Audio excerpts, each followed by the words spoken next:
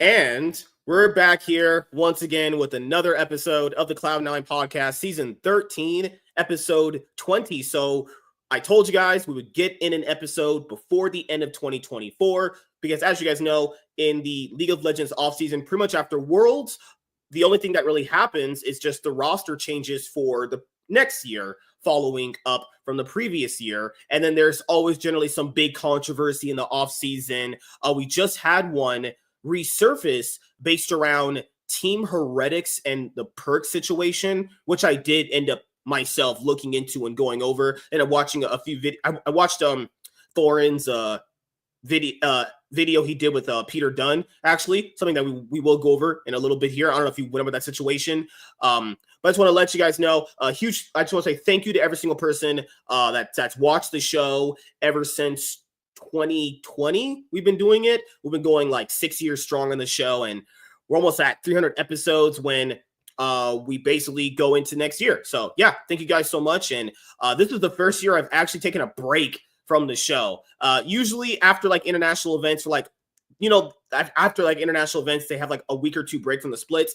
I think moving forward now, we'll just start doing the same thing we did this year. Was that after international break, we'll just take a little time off and then come back when the new season starts. Because my goodness, going this hard on shows every year, just like, okay, one more year in. But before we get into what we're going to talk about today, I just want to go over the broad general spectrum of it. There's going to be a lot of changes to the map going into 2025, and League of Legends has pretty much kind of for the map size and the way the map looks. There have been a few changes here and there with like scrying orbs and dragons, and in the bot lane and top lane, they made bigger quadrants, obviously to hide and dive. They made more bushes. Obviously, shutdown golds have changed. There's turret plating, but nothing made the map look drastically more different. Because I remember when they first initially changed the map after season 4, it looked great, but over time, things can get kind of dry and stale. And I think that's what happened. The reason why they changed the map, it just looked dry and stale after a while. Like the game became pretty like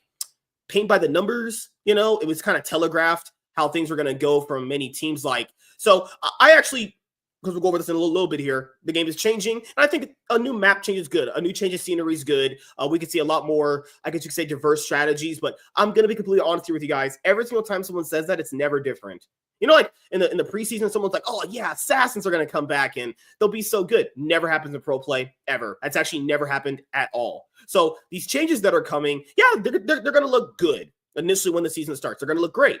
But after you see a lot of teams play in the map and after you see a lot of teams lose and win, it's going to look the same way it did before. It's going to just get old like the old map. But I do agree with the change. We've had the same map for the last 8 years, actually.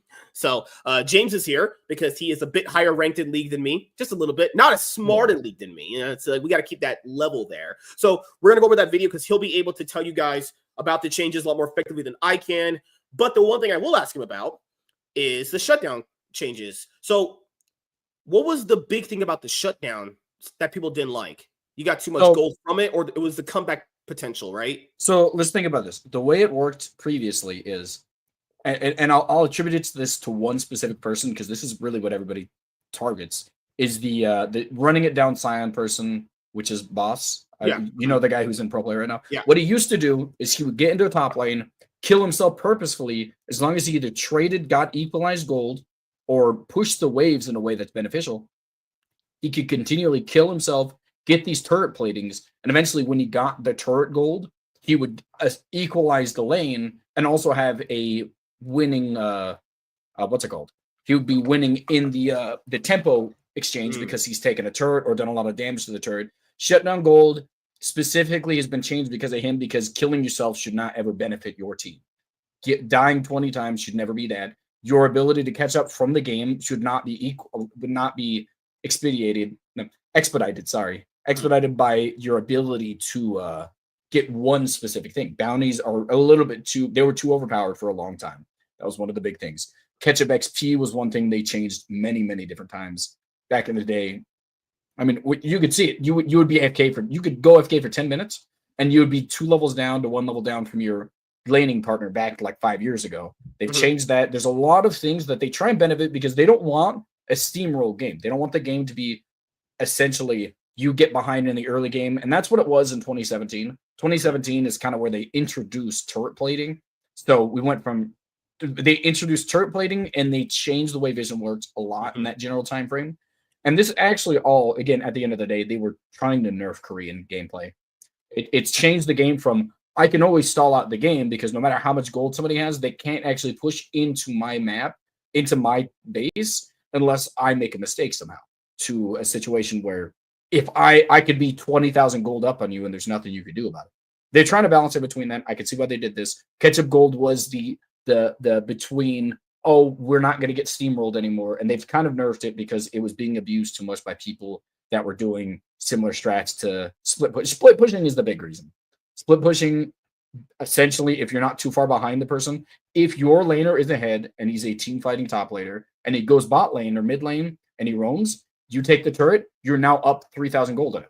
You're up way too much gold in him because it's too much money. You get a bounty and you get a turret plate. There's just so much that goes on. But the other thing I wanted to ask you was, Sion is a champion that can always kind of do that, though. Like, no, Sion is a champion that proxy the wave. You know what I mean? So proxying the wave wasn't the problem. That's what I want to. It's the early advantage of basically getting the turret plates while just getting freely killed. It's the advantage of being able to kill yourself, and that's probably not a phrase I want to use too very much, but you're able to essentially just run it down, and then you can come back into the game because the gold that you get from bounties or shutdowns or stuff like that, just by being existing, either pushing a turret that they're not able to defend because they're always grouping with a team, or essentially proxying it away so you can always gank the other lanes. There's so many options that a enemy top laner can't cover everything. There's nothing they can do to shut you down completely in the old instance. That's what they tried to kind of work around here, because there was a lot of people abusing it in higher elo. It kind of spiraled to the point where a lot of people were getting a high elo based on bounties and stuff like that for a little bit. Okay, so the other thing I would have to ask is, good gosh, do you think with the new objective that's coming, that's going to make things a lot more basically difficult for teams to kind of pick the one to go for? Because I know there's a different objective you can go for outside of Dragon, so it would kind of equalize basically you not taking it. You're talking about the one that spawns, right? Yeah, that one. Yep. So the big one that spawns is actually decided on which side of the map has had more deaths in that specific amount of time. So you can actually choose what side that is. If you're an early center team, you can get your bot side strong. Like, I ganked bot lane 20 times. Bot lane is really strong, but top lane is super weak. But the reality is, this objective is now going to spawn on bot side. So you get to go with your strong side and contest this objective. It now inhibits. So what it is early game teams are essentially forced to get more going in the only white man I accept on this show. I mean, yeah. I don't actually know who else he is. My goat, Jay Biddy. I don't like the Jay Biddy thing. I don't know about all that. I did not do nothing in Korea that I wouldn't be proud of. But big thing is you get to roam around the map if you're an early game centric team, but you get less going than the enemy opposing team. Like, just imagine. So I ganked bot lane. Snowballing essentially. No, they're essentially they're expediting the strength of what's it called? Of early game advantages. Early game advantage. So like, imagine I have a split pushing top laner. I leave him on an island, right? Or no, I try and get him ahead. Okay. Yeah. They go bot lane. The enemy goes bot lane. I get my top laner ahead so he can split for non-stop at this point. But the enemy team gets more kills on the bot side. So now, even though my top lane is ahead, their bot side is ahead, and the objective is now going to spawn on bot side. There's nothing I can do about it. So now I'm going to have to play on my weak side for this objective at all times.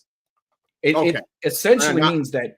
Now I understand. Okay. And it also means that top lane is going to lose a lot of value this season. A lot, like a ton. Do you know the roles that have been consistently nerfed without no one really going over them except for one of them is top lane is now a role where people just throw you up there and just leave you. And if you get dove consistently, even if you're like 0-5, just as long as you're not like super like down in CS, then you're like, okay. That's why I think champions like Cassandra can work very well, because even if you're like 0-5 down on Cassandra, you can still be very useful in team fights. ADC is the role that they've nerfed insanely into the ground. If you guys remember, back in like seasons 4, 5, 6, I would say still arguably season 7, ADCs were basically like Not just secondary carries. They could just be an insanely good main carry role. They've nerfed it so hard to the point where the support has to hold your hand and walk you down in I order do to want to get you point ahead. out Now, that is the way ADC should be, in my opinion. The reason that I yeah. don't want ADC to be strong on their own is because there's nothing you can do to change the concept of ADCs. Will always be the best sustained damage in the game if you get to late game, and they're pretty much if they're not, you have to focus them every single time. There's nothing you can do in a late game. Even the weakest version of ADC will always be the strongest damage on your team late game, no matter what you do. Unless you're like Azir. Riot even found ways to bypass that. They made champions that were ADCs that were essentially just basically so useful and strong and had good utility to basically bypass their early game weaknesses. Like Aphelios. Remember when Aphelios dropped? Not only was he insanely disgusting, he has range where he can hit you from far away. He has very good dueling potential. He has a thing where he can throw it onto the ground and just actually hit you without even being there. Like Zeri can literally just actually E over a wall and get away from an entire team while also lasering you with her W. Senna, insanely long range. She speeds up a team, snares someone, heals and damages the other team. Her ult does the oh my god. It's so when people say ADCs got nerfed, it's like, well, the newest ones they made have been insanely disgusting. Zeri, Aphelios, Senna, Zaya, who else is there? No, I'm not thinking of one. Oh my, everyone remember Ash. Are you talking about Ash got insane buffs to be useful, actually. So yeah, that's just my thing. When people said ADCs were like not useful or good, it's like we watching the same game. Like, are we sure? These are pretty broken. I think ADCs are in a good spot, and I always think they are going to be. The big problem is it's impossible to climb it as an ADC in solo queue, and that's what. Oh yeah, for sure. Yeah, that I agree with. Because ADC is the lane that pretty much you can be 20-0, and the 3 and 5 Z can one shot you still. Yeah, I know. Unless you like build tank. I know the feeling. That's a big problem. You could literally win your entire bot lane, even with a bad support. And if the mid laner is slightly ahead and kind of knows how to play the game, you just insta lose. Yeah, unless your support is good. It relies on so many factors to be able to climb as ADC. But the big thing is, I think what this map change is going to do is we're going to see a lot more tanks. Tanks not only got they're ridiculously strong right now, but the concept of team fighting is a lot more important now. And leaving a stranded top laner on an island is even better. Another thing, I just got this in my head. ADCs were even flexing top and even going mid. We remember we had Tristana Corki for a while here in 2024. We even had Zeri top there for a little bit. It was just so crazy that people said ADCs were really weak, and I was like, they've been insane. So I want to point out the reason that people think ADCs were weak is because obviously the ones that weren't able to do that were getting nerfed.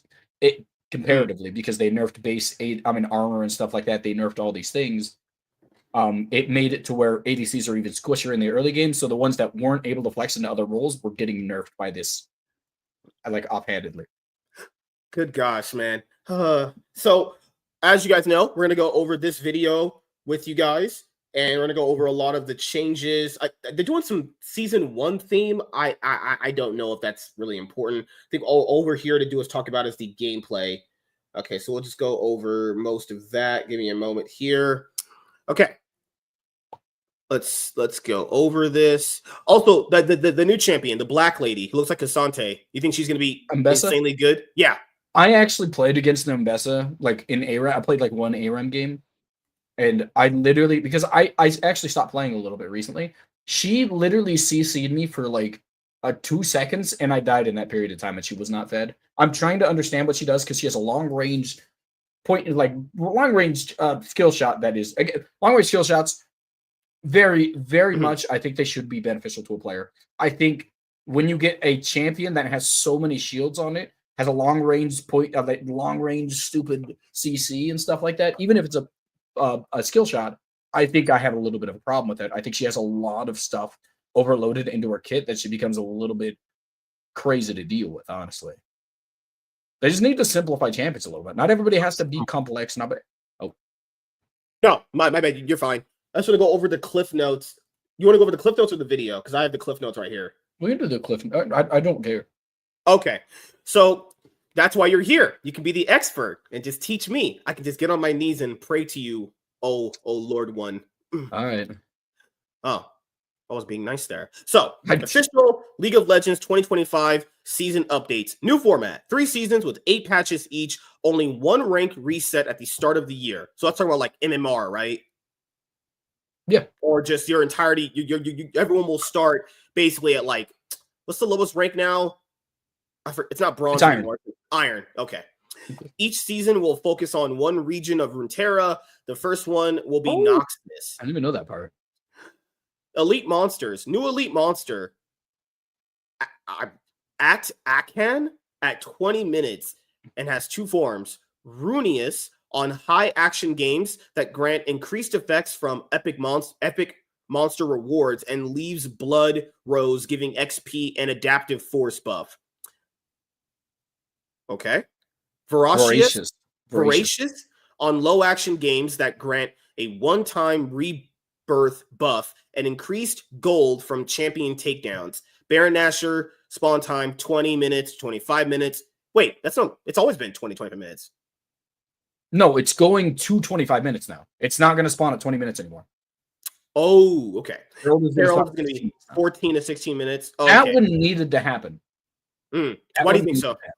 The big problem that I had is that the second, unless you took the what's it called? The 3 minions, I always forget the name of. Oh, the Void Grubs. Void Grubs, if you didn't take them very early, you only had about a minute or 2 to be able to take the second set of them before they disappeared. I think that extra 2 minutes does allow slower paced games to still be able to get that second set of grubs. I think that was a good change. I'll be honest here. I don't like the Void Grubs. I think they're just a waste of time. They could just make another Herald in that spot. Wait, what? What is that teleport change? What is that? I didn't even see that. Okay, we'll just go down. Teleport. Teleport will not be an instant blink anymore. Champions will now visually travel across the map. Regular teleport will be slower, and the unleash one will be quicker. I will need to see that in action because I might get really angry at that one. Are you already trying to rage at your top laner? Yeah. We can read the rest of this and then just look at the new change on teleport. Okay, you're fine. Right here we have feats of strength, even though strength is spelled wrong there. A new early mechanic similar to a BO3 and objectives. First blood, first turret, first 3 epic jungle monsters. When a team completes 2 of these 3 objectives, players get a do it. Let's hear it. Let's hear it. Amelioration on boots and the possible. Oh my god! What are these words? Why are words so hard? Yeah. So the amelioration on boots and the possibility to unlock tier 3 boots after 2 legendary items. Okay. So the big thing about it is these new boots changes. There's going to be different. There's a lot of them. I don't know if you've seen them. They're huge. They're a very, very big deal. Honestly, these changes. They're a very big deal. I mean, the sorcerer ones specifically are almost, you're pretty much going to rush them when you get them. They give like 12, 14% spell pen, which is huge. A lot of these things are given CDR. These boots are going to be the biggest deal, except for the ADC ones. ADC ones are actual trash. Actually, probably the worst ones out of all of them. The tank ones are busted. Every one of them is busted besides the ADCs. They're very important. I don't know if they buffed those ones, but it's going to be a big deal in my opinion. A multiplayer practice tool. Nexus turrets respawn at full health after a certain time. I'll tell you, pretty interesting. I'll tell you exactly. This is actually going in line with the science strat that I was talking about earlier. You split pushing and dying for Nexus turrets no longer are beneficial to your team because they're not permanently gone anymore. I think that's going to be a big problem that people are going to understand is that split pushing is getting nerfed drastically in this season.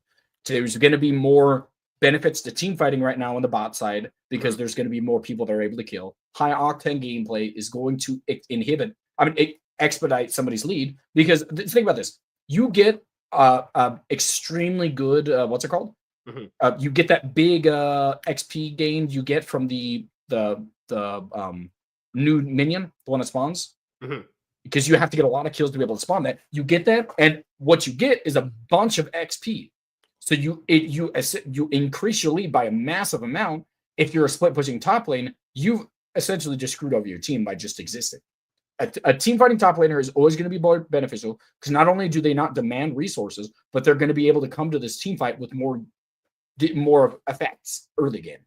Split pushing is getting absolute. I think split pushing was very good in these past few I seasons. liked it as actually a think it was not strategy. bad. I never had a I problem. think the reason it was bad in pro play is because split pushers inherently are worse team fighters. It's never been bad until now. If we're looking at, because it's getting nerfed on the common man schedule. It's not just pro play now. That's my favorite thing.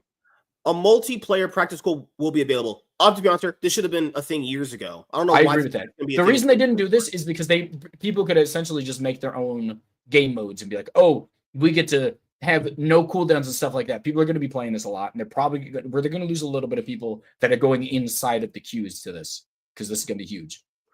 Quick play game mode. Riot is switching the quick play mode to the swift play, which will be an accelerated Summoner's Rift experience. Same champion select as quick play, but a champion can be played in 2 different roles. Early game will not be as punishing as in regular games, and objectives and items scale faster. Minions will grant gold on death to everyone nearby. So this is just so not only did they change it to the exact name of the Valorant game mode, they just made this a baby man's game mode. That's crazy. So this applies to Summoner's Rift, or no? Just for that game mode, yes. Okay, so this is a whole new mode. Okay, I just want to make sure to clarify that. Okay, this sounds... okay, I can see what they're doing here. Since people said League can get very, complex, they're trying to make a different mode where if you can't basically get down Summoner's Rift, you can go into this mode and have the same level of fun. I can understand that to a certain degree, but because the biggest thing with League is one thing doesn't reflect, Summoner's Rift is the biggest thing for them. If one thing doesn't reflect that, then it's like most people are casual anyway. So it's like it's going out of your way to make an entirely new casual mode worth it outside of like ARAM. Because remember, we had these before. Twisted Tree Line, we had Dominion, we have those special events where you can still do that stuff. But Twisted Tree Line was fun. I'm so upset. It's so fun. That. I like Twisted Tree Line. What's the other one we have? It's the one where your abilities are no cooldowns. Oh my goodness. That's Earth. That's on Summoner's Rift. Yeah, Earth is fun because it's basically your champion is like Super Saiyan every single moment. That's I'm gonna tell you right now. I want to start 1v1ing people in that practice tool that has 0 cooldown. You just remove cooldowns and mana costs. That's gonna be so fun. This is the best thing. Now you can. That is the best thing I've seen so far. You can actually practice flashing over walls, because if you did this now, you'd have to wait like a minute till your flash comes up, and you would basically keep doing that for hours. This should have been here years ago. God damn it. They didn't want to, because people are going to leave the queues for it to play this instead. Well, you know more about this one than I do, because, rooms. To be fair, I will say this: in League now compared to back then. Back in the day, you could basically just go through applications like Porofessor. There was another one that I used to use a long time ago. There's the Blitz app that TSM owns, or basically if you use their applications on League, they'll just select runes for you. But League, I think a couple years after that, just did that themselves. So basically, if you don't know how to build runes, because I never really know how to do it, they would just give you 3 runes with your champion, and you could just select them from Champion Select. Very good idea. But that is Riot also suffocating the smaller guy that wants to help players figure out how to play the game better. So, runes, Zombie Ward, Ghost Poro, and Eyeball will be replaced by Sixth Sense, track enemy wards, Grizzly Mementos, Trinket Ability Haste, Deep Ward, boost Deep Wards, Nullifying Orb will be replaced by Axiom, Arcanus, buff ultimate damage, shield and heal, and refunds, cooldowns, and takedowns. On takedowns. So on takedowns, yeah. So Zombie Ward, Ghost Port. Zombie Ward was the best. I actually would if you got Pocket TCG. I'll tell you right now. But why is chat so aggressive? Oh my god. So let's think about this. Zombie Ward was the best rune in the game for like so many years. Mm-hmm. That's why they removed this. Sixth Sense tracks enemy wards. I'm not actually sure exactly how this works, but let's think about this. With the new system that's in place with pinging wards, I think that tracking enemy wards has become substantially easier. So I do think this would have been really, really, really strong in the previous iterations, but I think it's less effective when you can actually track them as long as you've seen them, the wards. But look at Grizzly Mementos. It's replacing Ghost Poro. I'm just going to go because I assume they're replacing each one individually. Trinket Ability Haste is a very strong ability, specifically for supports. And I mean, pretty much mostly that. Trinket Ability Haste, good for supports. It's pretty good for mages too, because it allows them to get their Zonias off a little bit faster. Pretty strong ability, not very broken. And then the last one, the Axiom Mark one, is actually pretty good for the most part. I don't because they're replacing nullifying orb. Nullifying orb is only just an MR shield. It blocks a little bit of a magic damage when you get low HP. So if you're in an AD lane, you literally can't take this. This is a more all-encompassing, gives you less defensive, but it's going to be better for people who are not weak in the early game, because that is a lot to pack into one rune, in my opinion. All right, last one we have is Battle Pass. 2 active Battle Pass per season, 6 per year, with both free and paid track. No more events, tokens, and shop. Battle Pass will be 8 weeks long. Prices will remain the same. I literally don't care about Battle. I don't spend money on League, so it doesn't make a difference to me. I think that's cool that they're introducing free Battle. They've always had free Battle Passes, especially for TFT. Pretty sure, yeah. Yeah, but I don't like Battle Passes. I don't really care for skins, so it doesn't matter to me. Literally, you could just play a bunch of games and grind your way to get all the rewards. You know, I don't know if they're sufficiently worth it. Because you know, you see people play like a lot of games and the rewards they get from the events are just like not really worth it, honestly. I mean, but this is the cool change. I mean, if I want a skin in League, I'll just get some RP and I'll just get the skin that I want. That's just pretty much it. But I don't really spend that much money on League anymore. Like I told you before, I mostly spend money on League like not a big amount. The only time I really go out on League is Worlds. I'll buy like some of the team skins, the world skin for the champion if I like playing a champion or own it. That's like the only time of the year I'll go out and spend some money on League. All right. And here's some of the images here. The Nexus turrets are going to look different. And here is that new monster that's going to be appearing. Good Lord. How much health does that have? Let's go back. Let me go over. The big thing is how much health it has. How easy is this going to be to take? And how I think it spawns at 20 minutes. So let's see this. Okay. Your whole team needs a small experience and power boost. So if you see one, grab it. Arcane has 2 forms, Ruinous and Voracious. Higher action games spawn Ruinous Arcane, who you might want to fight up close and personal to avoid his constricting rings of damage, which creates the perfect chance for an ace and a steal. Killing Ruinous Arcane grants bloody petals to the team who kills him and spawns a grove of blood roses in the area for anyone to collect. Voracious Arcane spawns in lower action games. He does less damage to his enemies, but as his name implies, is hungrier. As his health gets lower, he gets an increasingly more powerful drain ability based on missing health. The team who takes down Voracious Arcane gets a one-time rebirth buff, similar to Guardian Angel. So now you really have a reason to force that team fight. Okay, now I get it. They basically have different objectives. So if you have a more higher kill game, you're going to get this objective.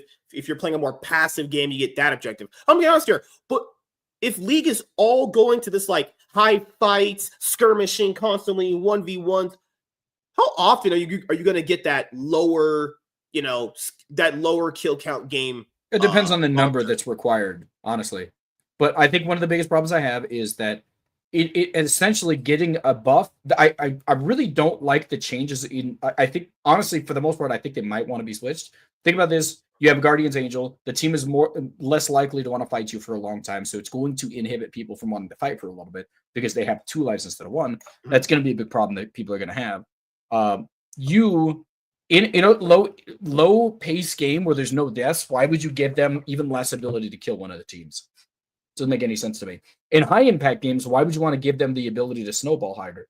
That doesn't make any sense to me. I mean, yeah, it's these are doubling down on both of the negatives of each one of these game states.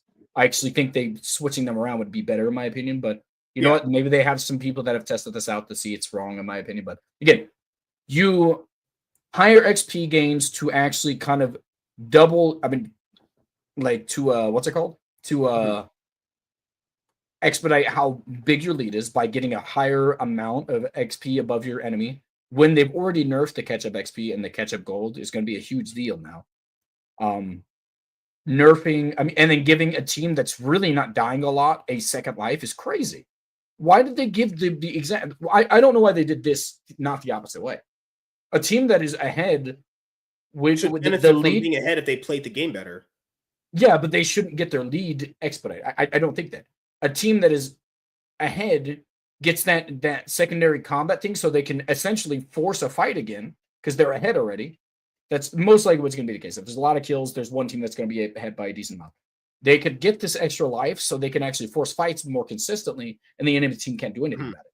A team that's playing slow should get this XP buff so it forces them to fight. I mean, so it forces the enemy team to do something about it because they're going to slowly fall behind in XP. It doesn't. I don't understand.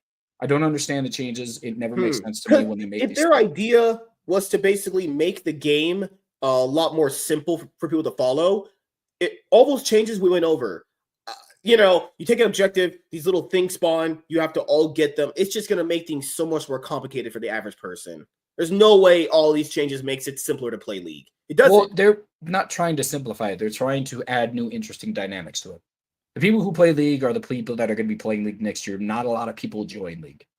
That's just it's not very common for new people to play League. It's just always usually the same people. Well, that's pretty much it for the big changes to League of Legends coming in 2025. Now, can you do something for me really quickly? Sure. Can you talk to the chat? I can. What do you want me to say to them? I have to go to the bathroom really bad. I believe in you. Okay. Just keep the conversation going best you can. As the best I can, do you believe in me? What kind of memes did you see, WZ? Let me see them. I think the biggest problem is like only 2 people in this chat actually watch League, and then the rest of you guys just come in here to clown on them. So I can't really talk about League. But man, I was watching that stream as like yesterday's stream for the first time in like a long. Already sent it. Let me see. I don't know where you sent it at. But I was watching that stream yesterday for the first because I don't usually watch MSK streams for the first time in a long time. And it was stupid. It was abrasive, man. Clowning on League is an amazing sport. I mean, the only reason you guys even clown on League is because this man makes. Yeah, I just saw it. It's because he makes fun of D&D, and you guys are very, very aggressive about that. I don't like base D&D. It's cool in concept, but I think base D&D is not interesting. That's why I didn't really like what he was doing over there. I was like, oh, it's just base 5e. I like homebrew stuff, and he doesn't do any of that, I don't think. But I can see. It's mostly about storytelling. I understand it. But this man did not tell me what this stream was about. I was asleep earlier last night. I wanted to check it out. I was like, what's going on in this stream? I rarely watch him. I wanted to see what it was like, and it was just a lot of what's it called? How was your Christmas? I mean, I got Joe's MSK something. I don't know how he liked it. I told him not to get too hyped about it because like I didn't spend a lot of money on it, but it was something because I always watch his streams and he's like super dark in there, and I was like, maybe he'll like this. I like D&D. D&D is fine. I actually think one of the biggest problems with it, it doesn't allow for character expression, so that's one of the biggest problems I have with the base D&D. It's all just essentially made by how good the storyteller of the what's it called is. And he said he really liked it. I mean, I guess I didn't spend a lot of money. I thought he needed light in his room. That's the reason I got the lamp. No, it was good. Because I have the lamp that was already here. But if I do like a comic book review or if I do a comic book haul, I could just put that one on the desk and then I could just use that light better. Because the more of a frontal light on the desk would probably look better on videos. Okay, yeah, sorry about that, guys. My butthole was gonna explode. So if I didn't go to the bathroom right there, I would have just shit myself on a podcast, and that would not have been good for you guys. You got the tower? I really awesome. I would love, and if you need help setting it up, just let me know. I will help you set it up. It's not very hard. You just got to give me an idea of what's going on with you. So the man didn't even wipe. What are you talking about? Good Lord, WZ, you're an animal. So yeah, that's my thing about the new changes. I'm pretty iffy on them. I have to see them play out, because I don't trust Riot at all with most changes. They think they know better. I think Riot has hit well on a few changes. The Juggernaut change I liked a lot. The Ardent Sensor change was trash. That's trash. Oh, like, can we please stop doing this going into 2025? These 2 champion metas. We had Tristana Corki. We had Tristana Yone. I hope we don't have to do this in 2025. What's the new champions we have to fucking deal with half the year and then deal with another half in 2025? Holy they're crap. going to nerf Cassante into non-existence soon. People are still going to play him, right? There's no way he's not going to be useful. Wait, hold on a second. I'm going to address something that just came in the chat. talking about exploding buttholes. How was Lennon this Christmas? What does that mean? What does that mean? I haven't talked to Lennon in a No, while. what did Chaz just? What does that mean, Chaz? Explain that to me, because I'm very confused. Talking about exploding buttholes. How was what does that mean? I don't understand that. I'm not even like disgusted. I'm confused. I am a little bit disgusted though. Okay, so next topic we have here is something that James would know about because he actually watched Arcane, and he actually watched Arcane season 2. I know you enjoyed. People said the first season was one of the best animated shows ever made, which is pretty good, honestly. Now, there's a lot about streaming that I know myself, and if there's anything I know about streaming services, keep in mind, guys, the reason why broadcast networks have to report their numbers is because not only is it, well, there's a lot of reasons why, but for the long story short, you get more advertisers and sponsors. Obviously, if you have more viewers, because advertisers and sponsors only care about how much viewers you have, right? And how much more better your ratings get on TV means more money you get, obviously. So you could obviously understand why certain shows get canceled, because if there's no ratings there's no reason to constantly keep making it, right? But streaming services are different. A streaming service could just make up a number, and you just kind of would have to go like basically source trust me, bro, because there's no verifiable way to prove that show got, I don't know, 80 million viewers in a day. You know, but with TV, it's different. They have to report the actual numbers. It's completely different. So right here, so Riot basically spent how much money to make Arcane season 2? I think it was like 250 million, $300 million, like about $300 million with advertising. And then you got to keep in mind with Netflix, if a new show isn't driving in subscribers, is there a reason to keep it going? Now, it must have been highly viewed for it to keep going, because they announced that there's going to be more Arcane spinoffs, and you guys probably already can guess what those are going to be based off League's lore if you just kind of look into it a little bit. But this came out, and this is not surprising at all. I mean, this shouldn't be surprising to anybody. Arcane convinced many people to create League of Legends accounts, but most didn't end up sticking around. Well, yeah, those are two different audiences. The people that just found Arcane on Netflix, randomly scrolling on it, are probably not going to want to play League of Legends. They probably don't even know it's attached to a game, if we're being completely honest here. They probably just saw it, loved it a lot. It probably gave Netflix a lot of viewers, probably brought in a lot of new subscriptions. That's it. Now, but you told me, I remember you specifically telling me they made this so more people would potentially play League, actually. Okay. So what do you think? Is this a good or bad thing? Well, I mean, at the end of the day, people did come. Even if you don't stick around, League of Legends benefits from even a individual bonus, because they like to use this. This is how many accounts we have created. That's one big thing. There's no active subscription, so all you have to do is active player base. Mm-hmm. Any amount of people that you introduce into the game are going to play. Some of them are going to play multiple times. Some of them are going to get addicted. Or even one person coming is more than they had before. I think it was fine. Arcane itself allows them to expand into broader avenues. So I think all this all around was huge for them. I think the financial miss, not everything has to be a huge gain for them, because this was big for them. They made a whole animation studio. That's insanity to me. They can hire that out now. Well, this thing is, you're going to have to constantly keep paying these people if they're working on projects, right? Yeah, so, but you don't have to keep them if they're not working on projects. They don't have to actively be working on projects nonstop. Riot's $250 million Arcane TV series was a Netflix hit financial miss. Arcane drew a big audience, but didn't bring in enough gaming revenue. When Riot Games first decided to make a TV show inspired by its hit game League of Legends, the video game publisher took the unusual step of developing and financing the project on its own. While most of its peers licensed titles to Hollywood studios that have experience making TV, Riot wanted to maintain full control. And that's just always going to be them. Yeah, good lord, this fucking company. The company envisioned the show, which streams on Netflix, as a gift to fans, one that would also drive more people to play League of Legends. Now 15 years old, the game remains one of the most popular titles on the planet, but its player base is slowly shrinking. Yeah, a lot of people don't actually notice if you don't follow League. League's player base on average year after year is just going down.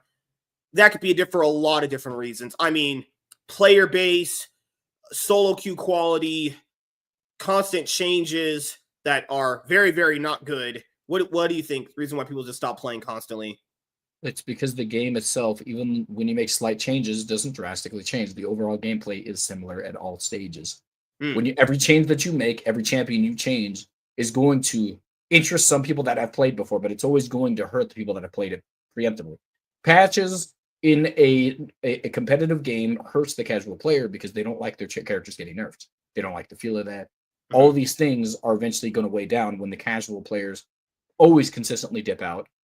When the professionals start dipping out because they've been playing for so long, that's when you start losing these things. And I think the reason they didn't before is because League of Legends esports team was so big, they're starting to lose that, and now I think a lot of the things that they've gained over these years are going down. I mean, it's inevitable. Every game will eventually end. There won't always be a huge player base for everything. I mean, name a game that's been going strong for years. You can't think of it. StarCraft 2? Like StarCraft 2 is literally completely dead almost. StarCraft 2 is nowhere near as big as a decent, passionate fan base that watches. Yeah, but that's like when big. you lose the general populace, you have these very rabid fans for every game. League of Legends will have that if it dies down. That'll be the yeah. This is the thing. If people don't understand this, like games like this, even though players will constantly keep leaving, there's a big enough baseline fan base and player base that'll always be consistent there. So it's just going to be in this stagnant area for a very long time, unless there's some massive difference there. Like people thought having the esports side of it would have made it a lot more bigger, where you could have gotten a lot more people playing. But as you guys know, the esports side of it kind of failed here in North America, where they now just basically have to, pivot to a whole different model because it didn't work out in the franchising era. And as you know, what we're reading here, Arcane didn't do that either. So they're spending all this money trying to get more people to play the game in the competitive scene. The competitive scene, if you see like your favorite player, like Faker for a lot of people, you think like, oh, everyone loves Faker. That would drive you to play League more. Well, it's different watching League from a broadcast compared to actually playing League alone or maybe playing as a group, because the experience is just so much different from even pro play to casual play and obviously, a TV show versus like getting new players as well. Riot believed the show would be the first of many produced by its new entertainment division, which would transform the Los Angeles-based company into the next Walt Disney Company. Oh, God, this company's retarded. That's never happening. Okay. Oh, Lord, Riot, quit smoking crack. But Arcane went way over budget. Riot invested in unprecedented sums and years developing the project. In addition to the production costs, the company put tens of millions of dollars more into marketing the show, as well as on a campaign for awards.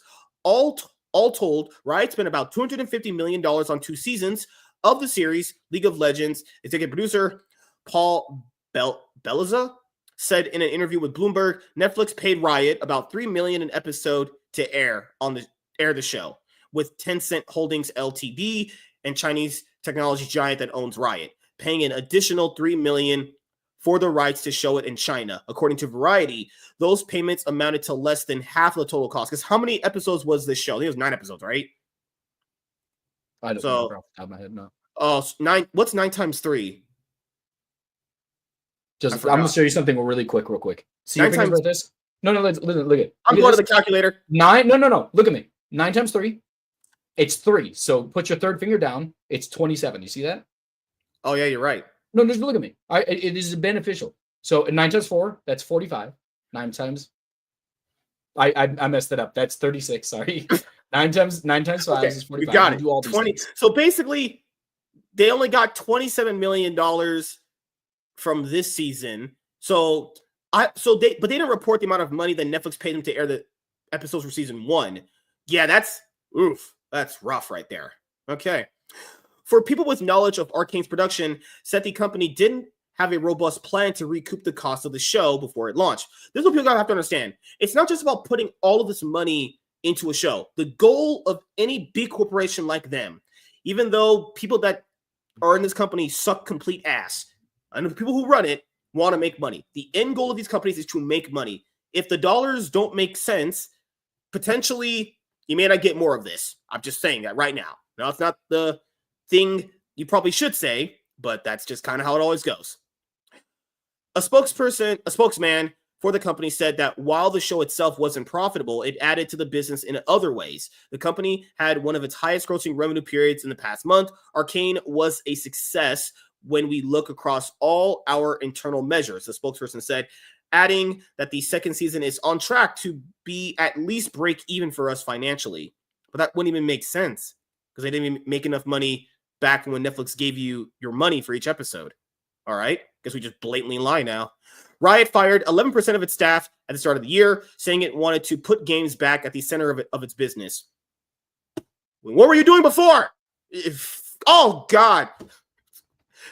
Was gaming, whatever. That's okay. I'm not going to do it. It's okay. You want to know what they did? They fired 11% of their staff, which was a lot of the design team. That's where a lot of their cuts came. They want to focus mostly on the actual dynamics of the game, I'm assuming. That's why a lot of the changes we've seen have not been the production visual. staff, I remember, from like LEC and LCS too. Yeah, remember that. We started doing AI-generated content, and that's what everybody was saying. Because remember, a lot of people thought, like, not just esports. Well, yeah, it would be just esports. A lot of people thought esports was going to grow and grow and grow, and they hired a lot of people. And when esports didn't have that growth like they thought, they had to kind of start laying people off. Because people always confuse esports with general gaming. General gaming makes even more than the movie industry, but that doesn't translate to esports. But they'll always lie and be like, hey, yeah, esports and gaming make a lot of money. No. Mario Kart is not esports, and that makes more money than most any esport, honestly, for talking. Mario, technically it has an esports. It's just not very big. Oh, God.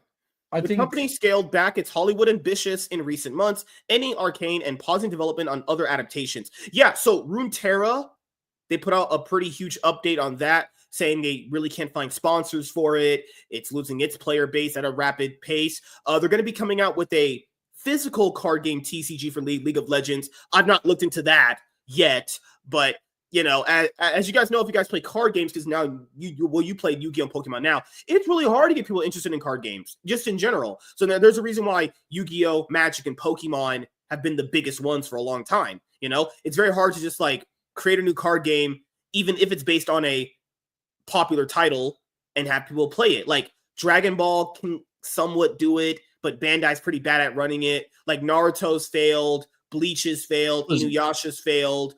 Oh my God, fucking One Piece has been pretty like, people liked One Piece. It did. But you know, what was Disney's one? It was oh my God, Disney's new trading card game, Lorcana. That one's been decently popular, I would say. Has it really? I actually didn't know about that. Disney Lorcana was the one that. So the big thing about the One Piece one, I guess. Yeah, go ahead. The One Piece one is trash. I hate everybody who likes it, but it's been pretty popular from what I've seen. But you love One Piece. Oh, I hate that One Piece card game so much. It was so boring. What? It's just unbalanced. So the way it works is you get like this one. You get a green card, and this green card gets a green. What's it called? It's very common. It's like the types with Pokemon and stuff like that. And you get to put a energy on one of your guys, and these guys get active abilities. Like what's it called? I don't really like it because at the end of the day, because you can always attack their captain directly, the game is limited on how long it can go because it's a ticking time bomb until they kill your captain. It's always going to happen. I don't like it. Riot reorganized its entertainment division, and President Shauna Spenley left, as did Ken Basin, the author of a book about how to make TV shows, who served as head of operations for the film and TV unit. If they had seen an absolutely ginormous increase in revenue and profit, they would have done more, said Simon Paulman, who co-chairs the media and entertainment group at the law firm Pryor Cashman LLP. It's simple as that. You said Pryor, right? I'm a genius. Video game publishers have turned their biggest hits into films for decades. The early results were poor. Nintendo Co. had such a negative experience with the 1993 Super Mario Brothers movie. Yeah, that was a woo! Go back and look at that quality back then. That it took the Japanese company 3 decades to allow another to be released. Yet in recent years, the adaptations have started to win over audiences and critics. Universal Pictures' take on Mario last year grossed nearly $1.4 billion at the box office. Yeah, kind of what happens when you put good people on a project and they make good on it. Like, that's the thing. Do you think Arcane, if it just was a movie, would work and you put out in theaters, it would have been a big hit? I think the biggest problem with it is that it wasn't a really established IP like Mario is. People went to Mario and took their kids. No Because one's it's going Mario. to League of Legends Yeah. to take their kids. It's just not Yeah. going to happen. It wouldn't have been as successful, no. Oh, and so people were talking about the whole lesbian thing with Caitlyn and Vi. I'm going to tell you guys this right now. So What?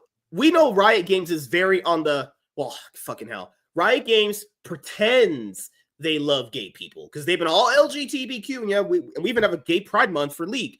Guys, I'm telling you right now, they don't give a fuck about gay people because they do business with the Saudi Arabians. And you can already tell what that means. What's your overall point with this, please? Just what do you say?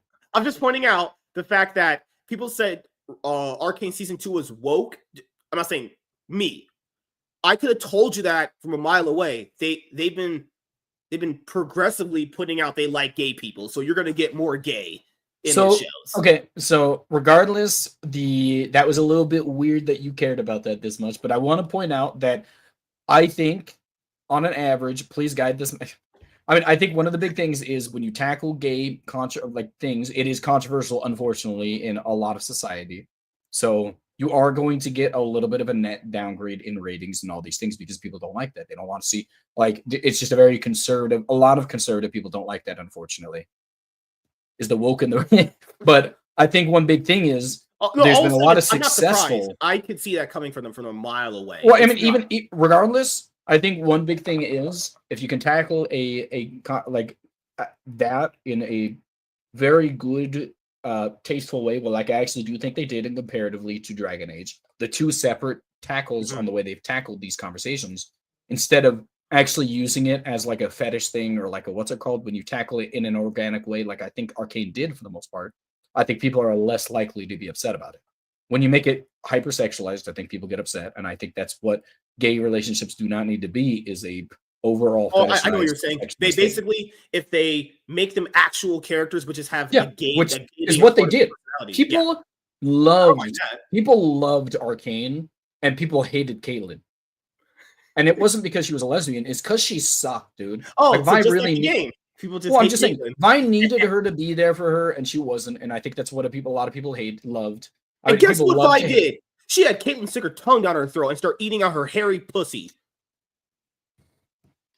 See what I talked about, the fetishizing thing that I was talking about earlier? He's one of those. I've seen some videos of it. They were passionately going at each other. Not gonna lie. Congrats. I'm sure it was. But publishers have historically. Oh my goodness, I'm being black. I'm kidding, guys. Publishers have historically licensed their characters to Hollywood studios, offloading much of the financial risk. Lately, publishers have been mulling over how to bring those theatrical audiences back into their games, where they can spend money on digital items. Riot has a history of spending generously on keeping its millions of players engaged and happy. That's just a lie. That is a fucking objective, shitty lie. So listen to me right now. No, I'm going to tell you, I'm going to tackle you right now. Riot Games is one of the best balancing teams out of every video game. Yeah, that's why a lot of people are leaving the game, like you said earlier. Yeah, but the thing about it is, they do their job. People hate on Riot, but tell me another game that has patch notes as consistently as they do. I think this is the only one that really has them. They try their best. Even if they don't succeed, they try. No, I'm saying it's so weird that they put in here that a lot of players are leaving, and then they have. Yeah, Riot really loves these guys. I get what you're saying, WZ, 100%. I used to play back in the day. I used to play a lot of visual novels. I don't know if you know what those are, and like you just be playing games, and all of a sudden, like this is a 20-minute sex scene. I don't want to play that. I get what you're talking about. Sex scenes don't need to be put in everything. It's unnecessary, and it really does ruin the mood sometimes. Especially when it's a good plot. I have no problem with if I see a gay character. Like in Lightyear, I thought that was one of the best gay characters they did. She was a really good friend of the character. She was a great supporting character, and she just happened to be gay. Not an issue with it at all. I think you're okay if they're gay as long as they don't actively show that they're gay. No. I don't care if they're gay, but if that's your entire personality, I don't care. Listen, I have gay friends, so I can say it. Okay. No, we're doing that. We're not doing that one. Riot's esports arm wasn't profitable more than a decade after launching. Go figure. The company decided to finance Arcane to ensure the quality of the project in 2020. It hired Spenley, who previously worked at Netflix, to build out its team. She then hired Brian Wright, another former Netflix employee. Riot doubled the size of the group charged with connecting its games to the entertainment industry to more than 24 people. Managers expecting to bring in new employees were told to budget for $250K a person. Okay, before we get into that, they just went over the East. Oh god, you know this is some puff piece for Riot, because right here they're like, yeah, the esport arm is not profitable. Even though they went over directly why this wasn't profitable, they didn't go over the esport one. Yeah, it's almost like it was a giant fucking failure. Holy shit. You can't make esports successful. That's not their fault. Riot was like, don't tell people why our esports arm wasn't successful, please. It wasn't successful because people don't like esports at the end of the day. If you watch, no, I'm just gonna be honest. The largest majority. No, I don't disagree. I'm just like, oh my god. The largest majority of people that watch not only sports but esports are young. They're a young audience. But in the sports sector, the percentage of people who watch them as an older generation is still high.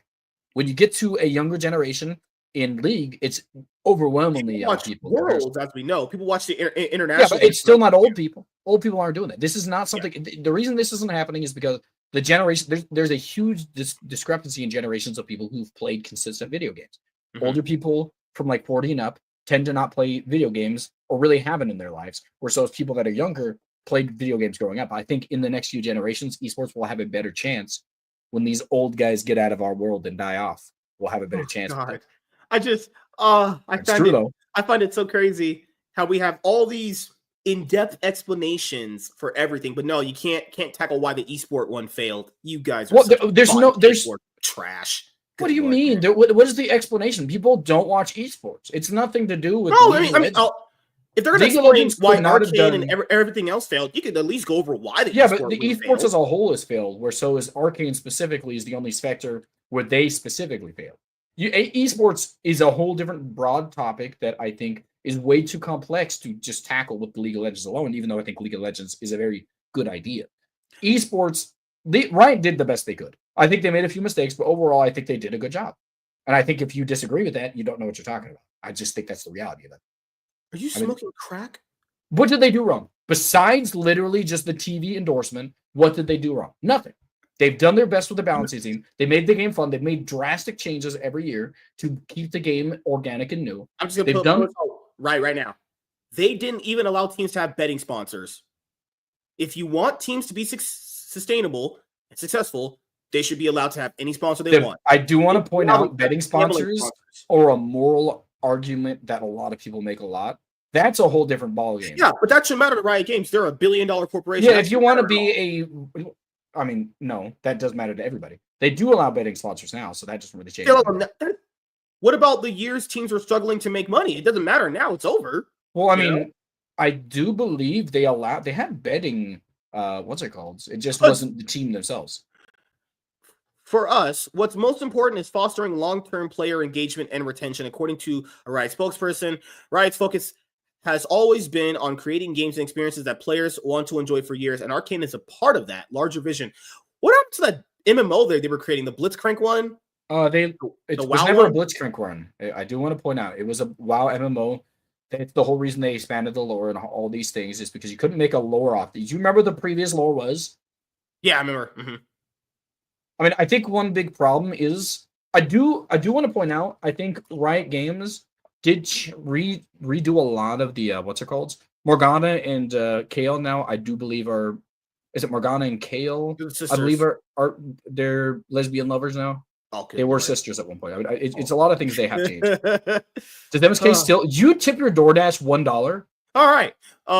Arcane's very existence was controversial among some employees. Some Riot employees resisted the mandate to funnel resources into the show. According to 6 current and former staffers, the pricey passion project, backed by former Chief Executive Officer Nicolo Laurent, sapped precious resources from League of Legends, Riot's most important business. Laurent was trying to increase Riot's valuation by diversifying beyond games. Oh, and I'll say this. That's probably the reason why their fighting game hasn't came out yet. Remember the game Project L? I'm not kidding you. Their fighting game was literally called Project L. It changed now. It's called 2K Knockout or something like that, which is it's a fine name. I didn't get mad at them for changing it. It's not a bad name, but that game should have been out years ago, for being honest here. They have literally. So the problem is if they increase the amount of people on each one of these things, they're going to lose a lot of money because at the end of the day, they don't make enough. The fighting game's not making money technically. They've done a good job. Valorant was a great job. League of Legends they did a great job with. They sucked with League of Runeterra. They sucked. I mean, they've made mistakes. They've made 3 different story-based games, I think now. All of them did relatively okay. Not like super insanely popular, but they were well made. I mean, actually, you know what's crazy? Valorant was so popular and so good. I will say this: they even changed the franchising model in their previous esport, obviously, which is League of Legends. So it must have been doing something good there. You know, I think franchising. Do you think the fighting game will be good? I think fighting games are inherently non-profitable, so no. But you don't like fighting games. I can't wait to play it, actually. I mean, I'm going to play it. I play all of them. I've played pretty much every fighting game this came out. I mean, I'm cracked at fighting games. Not really. You're pretty bad, honestly. I literally decimated. I mean, I remember before I ended up quitting, I literally, the very last time I consistently played, I don't think I lost to a single person. I think I beat Jason 5 times in a row. And then I'm just saying what happened. I beat Jason 5 times in a row. Dom stopped playing because I was dominating him. And then Keenan had a meltdown and I never played again. That was what happened. Oh, big old white guy beating on the black people. You feel so superior. I'm just saying, I proved racial stereotypes with intelligence by beating you guys down. No, I will say, when I guess the fighting game is supposed to come out in 2025 when we're recording this, guys. So you'll see me play it on stream when it's available. Like the only games that have been successful with them: League, Valorant, and TFT. That's it. Everything else is pretty much just either not came out or they just stopped development or it's just failed.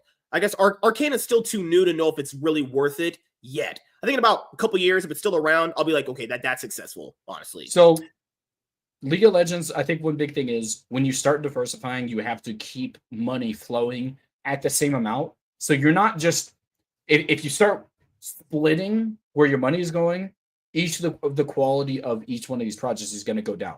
If you start just putting more money into it, you need to generate more revenue. And where are you generating? They want to basically make different games and IPs that generate their own profit and can be sustainable on their own, you know? That's what they want to do. The first season of the show was a critical success, earning 4 prizes at the 2022 Emmy Awards. It also topped Netflix chart of the most watched titles in dozens of countries. Yes, interviews with Riot Games employees and industry analysts indicate it was a commercial failure for the company. Riot spent so much of its own money developing and marketing the show that it didn't make any money from the production. The show also failed to convert many new players or get existing players to spend more money on League of Legends. It really just depends on what you classify as a failure. To be fair, for being completely objective, if the show did not generate you a profit, that is a failure just objectively. But if your other goals are to get more players, it kind of fell on that too. It just depends on what do you classify as a win. It did get more players. I think the overall point is, one, was your goal to make it a long, sustainable brand that does have a future? Because with Arcane, they have a future in the entertainment industry. When people see the IP of Riot Games inside of a show, they're more likely to watch it now because they've done a good show. They made a good show. I think that's something they succeeded on. But if that's not their end goal, then, I mean, they failed. Yeah, that's the thing is, guys, this is a corporation. Money's all that matters. Capitalism all the way, baby. I just want to point out, like, we're talking about this. Look at your comments. All of them are talking about DoorDash right now. Luckily, that's not going to be in the video when I clip this out. Oh, my goodness. Am I clipping this out? I'm kidding, guys. Do all that work. Me? Black people work? Nah, stats don't say that. I'm kidding, guys. I'm kidding. Leaders on Arcane's first season didn't give Riot's in-game item designers enough time to make a new Arcane-themed items or characters for sale in the game. While new players signed up for free League of Legends accounts, not very many stuck around. According to 2 people with knowledge of signups, the game is famously complicated to learn and its community can be hard on new players. Okay, I will say that. That is very true. If you're a veteran, you are very hard on new players. But this is the thing that bothers me with new players. Sometimes, okay, here, I'll just be honest with people because I've been playing League almost my entire life. It's not just that they're hard on new players. New players are fucking retarded most of the time. So I'll just be honest like this. Okay, so just because you're playing into champion does not give you the free reign to go 0-15 highway speed run. Okay, just because you're playing into champion does not give you the. What if they just started the game? No, I'm just saying, just because you start a new game doesn't mean you just inherently lose your brain and don't try. So I'm going to tell you this right now, because we're tackling this right now. This man he didn't know how to level abilities for like And a you month yelled straight at of me. playing. You were hard I on yelled me. at you because you're trash. You're worse than every single person that has ever out of everybody that's ever started this game. You were in the bottom 1%. You don't get the trash like anybody because you're worse than all of them. And then guess what? I got insanely better, and now yeah, my because you played are... for 6 million years. Yeah, maybe if you get them that much time, they wouldn't be stuck iron and playing ARAM. Yeah. And okay, I'm retired in ARAM. That's a different argument. I'm just saying when it comes to new players, I'm actually lenient on new players. All I will just tell them generally is they're like, okay, how do I use this ability? Okay, use it like this. I'm actually way more nicer on new people than you were not. I play ARAMs with this guy, and they're like, "You're pretty stupid. Why are you even playing this game?" No, only the people who feed. See, he's confusing the argument. He's always on the opposite side, even though I know he agrees with me. Good Lord, fucking white people. I don't trash talk people because everybody's trashing in comparison to me when I play with you. Like, that would be unfair to me if I trash talked everybody. There's a difference between running it down. Sorry, I had to clear my throat.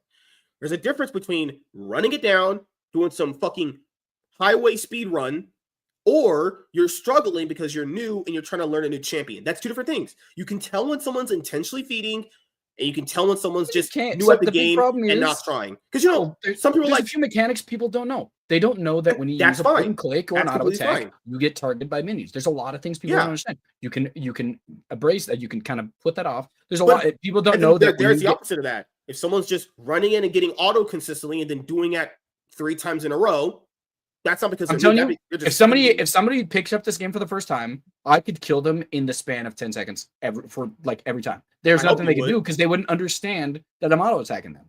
It's unfair to what you're saying right now is the problem with League of Legends because you're like, you know what? When they go 0-7, I say, you know what? Maybe your mother made a mistake with you. You go too far.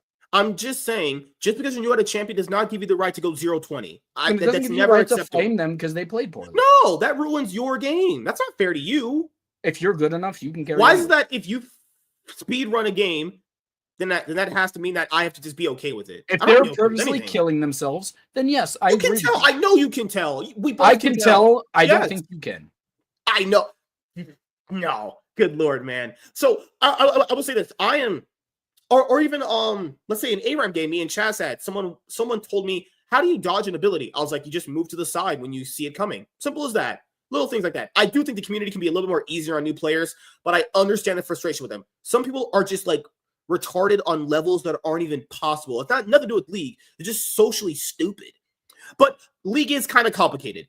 That's the thing. It's not that the new players are generally bad. League is just complicated to learn. You have to play probably like 30 games to even get the baseline down, honestly. So you think they're stupid then and not knowledgeable, or do you think that it's just the game is complex? You can go hand in hand. Keep in mind, you can be stupid, but you could also inherently not try to get better too. I think that's what a lot of people do. I think people don't play the game. They play the game to have fun with the people they're playing with. And when you... or not you specifically, but when people are unable to give them the benefit of the doubt and be like, you know what, I know this game sucks, but at the end of the day, it's going to be a 50-50 chance that you're on the enemy team at some point. And I agree. I agree with that. Yeah. I think when you start saying, you know what, you literally are dog water while you play in this game, like, don't be rude. Just literally play the game. I'm just pointing out that if you play League, I will just say this. If you're not good, try looking up videos on how to get better. It's like no one wants to do research. That would make you stupid because if you're not actively trying to get better, it means that you just want to play a game and not make it a job. You can actively try to get better to be decent.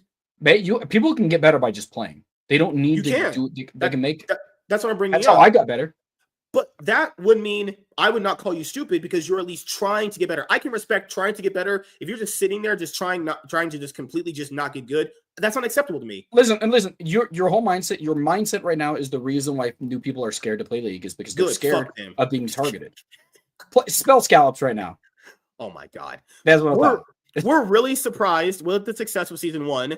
Belaza, the League of Legends executive producer, said that's why we probably missed an opportunity to do some in-game activations around it. That's the thing. For Arcane season 2, they made it a big thing in the client. And keep in mind, the client is where they make a lot of money. And by a lot of money, they make a lot of money there. But I would say go a little bit more all out for the other spin-off show you're going to make. Between its first and second seasons, Tencent started asking questions about what Arcane was adding to Riot's core video game business, according to 2 people with knowledge of the relationship. So Tencent is the Chinese-owned media company that also owns Fortnite, right? And keep in mind, one's a Chinese Tencent owns everything. Yeah, and they own a lot of stuff in the video game world. So if a Chinese person is like, "Hey, this don't make sense dollars-wise. Why are we funding this?" Yeah, you're going to really, really come up with an argument for them for that. For the show's second season, Riot planned to redouble efforts to funnel Arcane fans into League of Legends, where they could purchase themed digital items. The game is free, but earns billions of dollars yearly through the sale of in-game cosmetics and characters, according to current and former employees. Yeah, that's true. People have known that for years. This time, Riot gave employees 2 years, instead of just a few months to produce digital goods players could spend on. That's the thing, is rushing. I heard the second season was rushed considerably more than the first one. 8 new costumes based on Arcane characters were released since November, each selling for between the equivalent of $10 and $14. One skin for protagonist Jinx, which is basically just discount Harley Quinn, which players can purchase chances to win, may cost up to $250. Hey, the best skin for Jinx will always be Star Guardian Jinx. Nothing else matters. According to some estimates, another character, Ambessa, cost the equivalent of $9.30. A high-budget music video accompanied her launch. Many employees questioned whether Riot would have been better off just improving its video game and designing items employees knew players would like. Oh my God, remember the mythic item thing they did a while ago? Everyone hated that. I think it actually diversified builds a lot more. People like to hate on it, but I actually think they did a good job with it. Like, just think about it now. Everybody's building the same items now. I think it made building easier. They give you a baseline of like, okay, this is what makes your champion activate. Let's actually think about this right now. So with the changes beforehand, with the active items, with just all of these mythical items, just tackle Aatrox. Back in the day with mythical items, you used to be able to build that lethality item that gives you a shield, Eclipse. You used to be able to build Eclipse in specific games. You used to be able to build the green one that's kind of like Trinity Force. I'm always forgetting the name of all these. And you used to be able to build Even Shroud, even at that. All of these used to have specifically different like types and builds and all this stuff that allowed you to be a different type of character because they affected your items in a different way. Now you're pretty much building the same thing every time. I think it's an idiotic thing. Over the last few years, video game companies are asking more questions about how to get fans of their games, TV, and movie adaptations to play their games, said Pullman. Hasbro spent years producing and financing film and TV projects based on its toys. Well, we know that for Power Rangers, it didn't work out for them. Because Power Rangers, they made that 2017 movie that, just bombed. And then they did the Once and Always special. I'm pretty sure that was successful a little bit for them. And then they did that one season that they did earlier, I think this year or last year. Hasbro has been kind of failing on a lot of things, including the successful Transformers film franchise. While the company will still license its games for projects, it won't fully finance them anymore. Yeah, companies do this a lot now, where they have other companies in other areas help co-finance it. For its upcoming Netflix series based on the Magic the Gathering card game, Hasbro is taking a more targeted approach to attracting new audiences. Wait, hold on. They're going to do a Magic the Gathering series? What? Magic already has the biggest trading card game place ever. Do you really need more people? They easily have a pipeline. Because the problem, guys, with a lot of stuff we grew up with is that there's not a new pipeline of another generation of talent coming through, right? Is Magic ever going to be in that case, though? I don't know. Maybe the player base has been leaving because some Wizards of the Coast bullshit I keep hearing about, but, I could be wrong. But usually I'm like never wrong. Just getting an epic show isn't enough, said Rebecca Shepard, vice president of the Magic franchise. Hasbro is considering digital play experiences and merchandise for existing players, as well as people who might be intimidated by the program. I played Magic for like a day, and I hated it. I thought it was just for fucking losers and nerds, honestly. So, yeah, I'll just ask you, what is your final thoughts on this for Arcane not converting more players? Because League of Legends has so many problems. We couldn't go over all of them in a single video, obviously. And I think that overall, I think they did the best. And I actually think, unpopular opinion, I think Riot did a very good job in tackling all these things. I think one of the biggest mistakes they made is they didn't know how much money they were going to invest inside of this TV show, and it didn't really translate as well they would have, as they wish it would have. But there's nothing they can do because the average person does not want to play League of Legends. It's too complex, and there's nothing they can do about that unless they revamp. They would have to literally destroy the game. There's nothing they can do about that. It's not a casual friendly game because they've made a competitive environment that is stemmed from an esports scene, and it's pretty much inhibited people that are on the casual player base to be able to have fun. You play a different game, for the most part, the competitive scene, they won't flame you that much. The closer you get to an esports game, they get angry and angrier. So it's just what it is. That's the environment they essentially cultivated themselves by creating an esports scene. But the esports scene is also what's kept the game going this long. There's nothing they can do. They're not gonna be able to bring new people into this game. It's just what it is. It's just gonna be consistently stagnant. It's gonna be stagnant at this point because at this point in time, the people have been back in the day, you could start up the game because not a lot of people have been playing for that many years. There's a lot of new players. Yeah. Now everybody you play with has been playing for 16 million years, so you're so far behind. I think what we need to really work on is we need to acknowledge Riot did their best. They did the best optimal path, in my opinion, and now it's on the downward trajectory that they can't change because it's inevitable. And another thing here, it just goes to show people how much money it still takes to make a pretty good-looking animated project, right? $250 million plus marketing. So, adding in all that, they only got, we counted $27 million back for each episode. Oh my God. So that's the thing, guys, is I think a lot of these things are going to end up just being in their own little niches. Like League of Legends, people call it toxic. I think people are just big babies most of the time, if I'm being honest here. But, the whole new player thing is a problem. They did try other things that have not worked out that well. I do hope the fighting game they're working on that'll come out in 2025 will be actually pretty successful. But I guess the good thing about it is I think a good majority of people like the show. So it just depends on what's going to be the next story that you go that'll just be able to keep people interested. Because as you guys know with TV shows, some of them can basically dip in ratings given the quality of said season in between or before. That's the real big issue there. I don't think you're getting another Arcane project for a while, honestly. So probably not. That's, I think one thing I want to say is before we, is how do you think Riot's done collectively writing their lore? Because do you care about the lore at all? How do you think they've done comparatively in comparison to like DC and stuff like that recently? Like, just think that's on the same boat as them. They changed their lore with every update. Yeah. They changed their lore with every champion rework. Well, no, so they haven't changed lore a lot recently. So one big thing they did is they made during the season 7, I think season 5 to season to now, they revamped the entire lore. They replaced everybody's lore and they did it slowly over time because the old lore was garbage. So I think one thing they've done is they somehow have a more accessible way to read their lore than Riot than Marvel does, because you can look up their lore for free on everywhere. They have the entire comic strips online, all these things. And have you read the comic strips? No, League of Legends, very good. Very good. Even just recently, this is a recent thing. There's a champion called Victor, and I love playing the champion. I absolutely love playing Victor. Reworked and changed him. Everyone said, no, just buff him. But they just changed him. It's like, I think the changes they did to his mechanics weren't bad. What they really made a mistake on is they made him a twink. And I don't like that. The thing is, if the fan base is like, please don't change this, and then they change it, it's like they didn't hate the mechanics though. They hated the look. Yeah, he looks ugly. Looks terrible. He looks attractive, unfortunately. I like the malnourished robot we had before.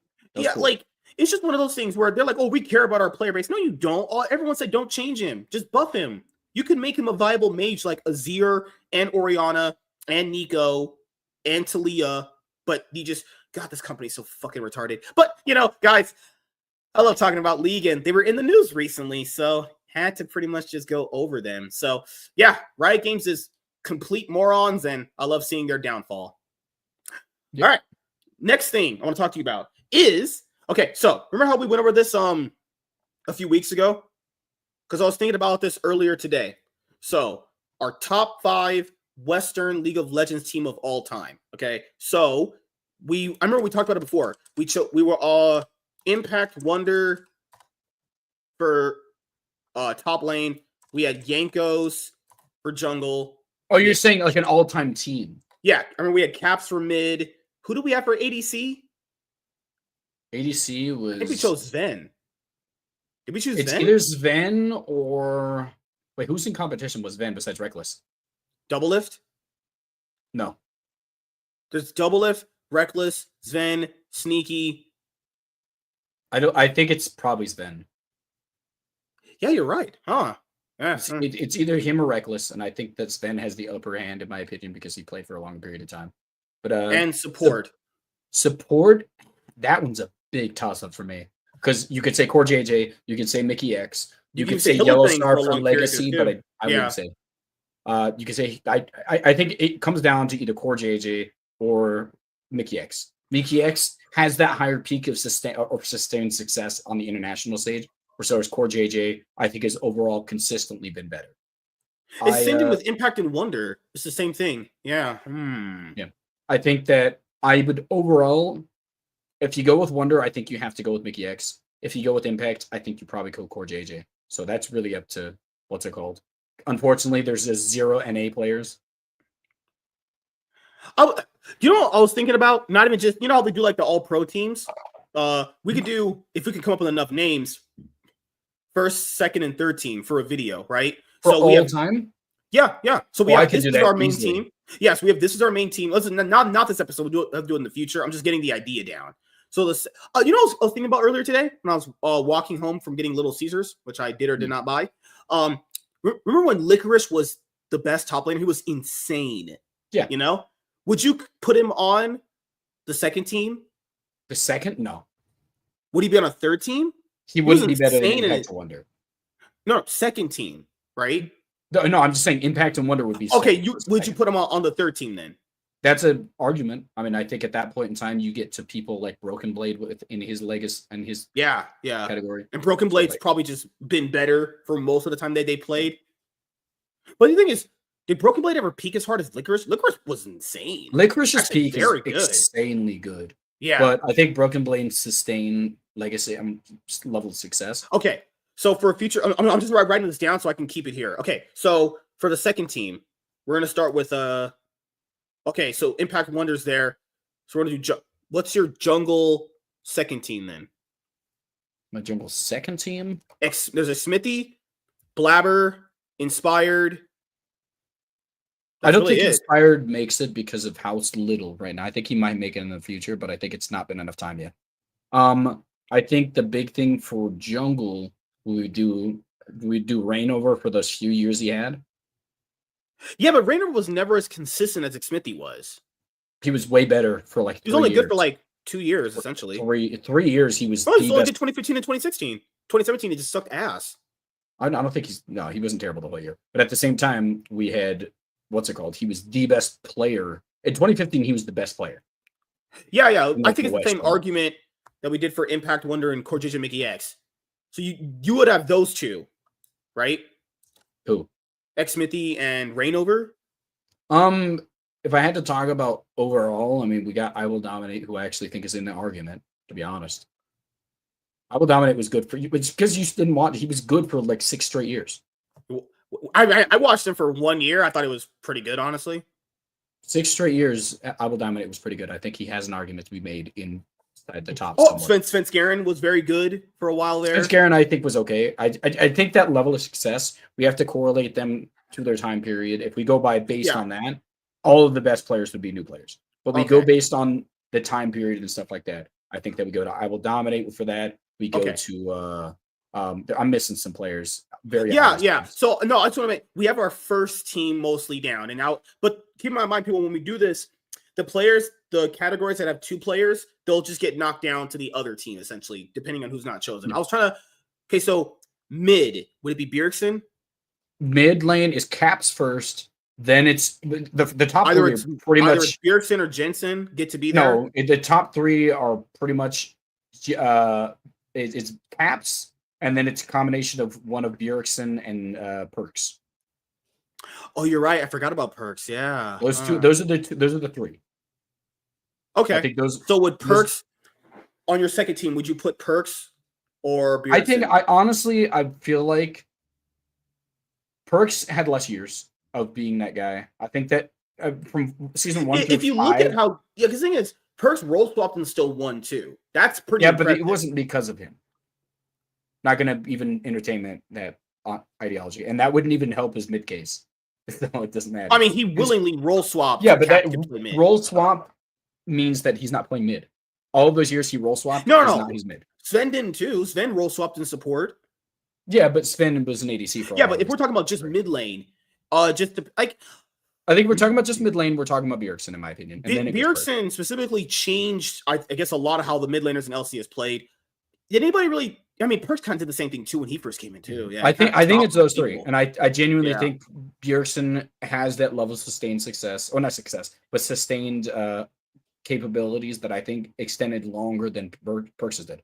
Perks was good in season 5, and then he fell out. He fell off quite a bit. Yeah, because that's the thing is, are we talking about basically GOAT status as far as everything, or we're talking? Well, I think that Bjergsen just has been better for a longer. No, I'm saying, what is the criteria?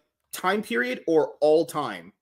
We're talking about longevity. Are you? I'm talking about all time. I'm combining everything in there in careers. If we're talking about like the quality of their gameplay, literally none of the players previous to season 10 would make it. That's just how it would work. No, it's just how the players would get progressively better. Yeah, if we're going to go by I guess you count everything. You have to count their accolades. You have to count all these things, and you have to count it in comparison to their time periods. That's how you go with. Yeah, I mean, these if we're counting how successful. I think if we're doing that, both successful careers, man. 7, 8 titles between them both. Yeah. Bjergsen is number 2 in my opinion. And then it goes Perks, and then we go. AGC is probably the easiest one, in my opinion. You just put Reckless there. You either do what's his name first? I guess you just put either Doublelift or Reckless. No, Reckless is better than Doublelift for sure. The argument you is put Doublelift on the third team. Sven or Reckless for first team, and then it goes Reckless for the third team. Or sorry, Doublelift for the third team. Okay. And the only reason I've been putting Doublelift is because no one's been good. He's not. He's been a disservice to the NA scene because he's been so bad on the international. I'm angry about it because his level of quality dropped. It wasn't even. He just got scared. It just unfortunate. But that's what I could say about. Yeah, because if you did support, it would be combination of Core JJ, Mickey X, and Hillsang, right? Yeah, that would be who it would be. Okay, yes. So the only debatable camp is jungle. Because I would have to probably go down and remember more junglers more. Remember, yeah, Svenskeren, Reignover, Xmithy. I mean, longevity. You're talking longevity. Xmithy would beat Reignover. But if you go by that, longevity, then Blabber beats Reignover. It's a combination. It's a combination of longevity. No, I'm talking about what your criteria is. Your criteria is longevity. It's not, Blabber longevity is not the only criteria. It's one of the combinations. You have to make a combination of of their impact on the game, their longevity, and the quality of their peaks. You have to do all these things that you take into consideration of their time period. Okay. If you do all of these things, I think that we have an argument because Reignover really defined League of Legends for those 2 years that he played. 2 or 3 years. So we have Xmithy. I'm spelling his name wrong. I don't remember. Okay, so you have Reignover. Okay. Who else did you put? We put Blabber. I just think Blabber's never had that level of quality. He's never had the level. It's the same as Doublelift. So he'd be like on a third team. No true success, but he was consistently decent. Yankos is the unarguable first. He's already there. Yeah. So then we go to the second team, and we go to people like Svenskeren. Yeah, Svenskeren. Svenskeren, Blabber, Reignover, Xmithy. Those are the 4 so far.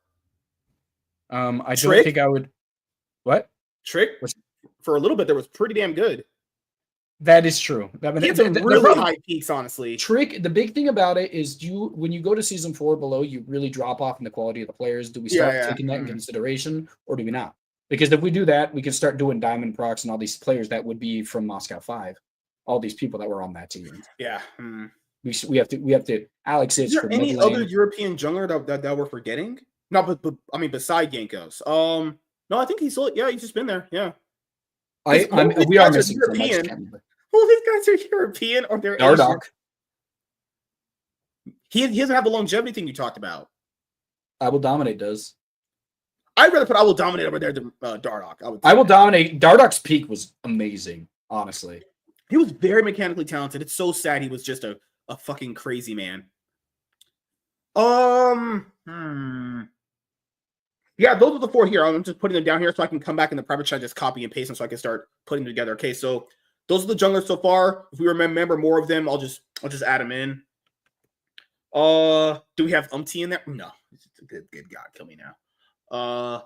You wouldn't have Inspired as a Western GOAT? No? He wouldn't be in the conversation at all? Inspired, I think. I mean, it's hard. I mean, we're forgetting about Broxa. technically. No.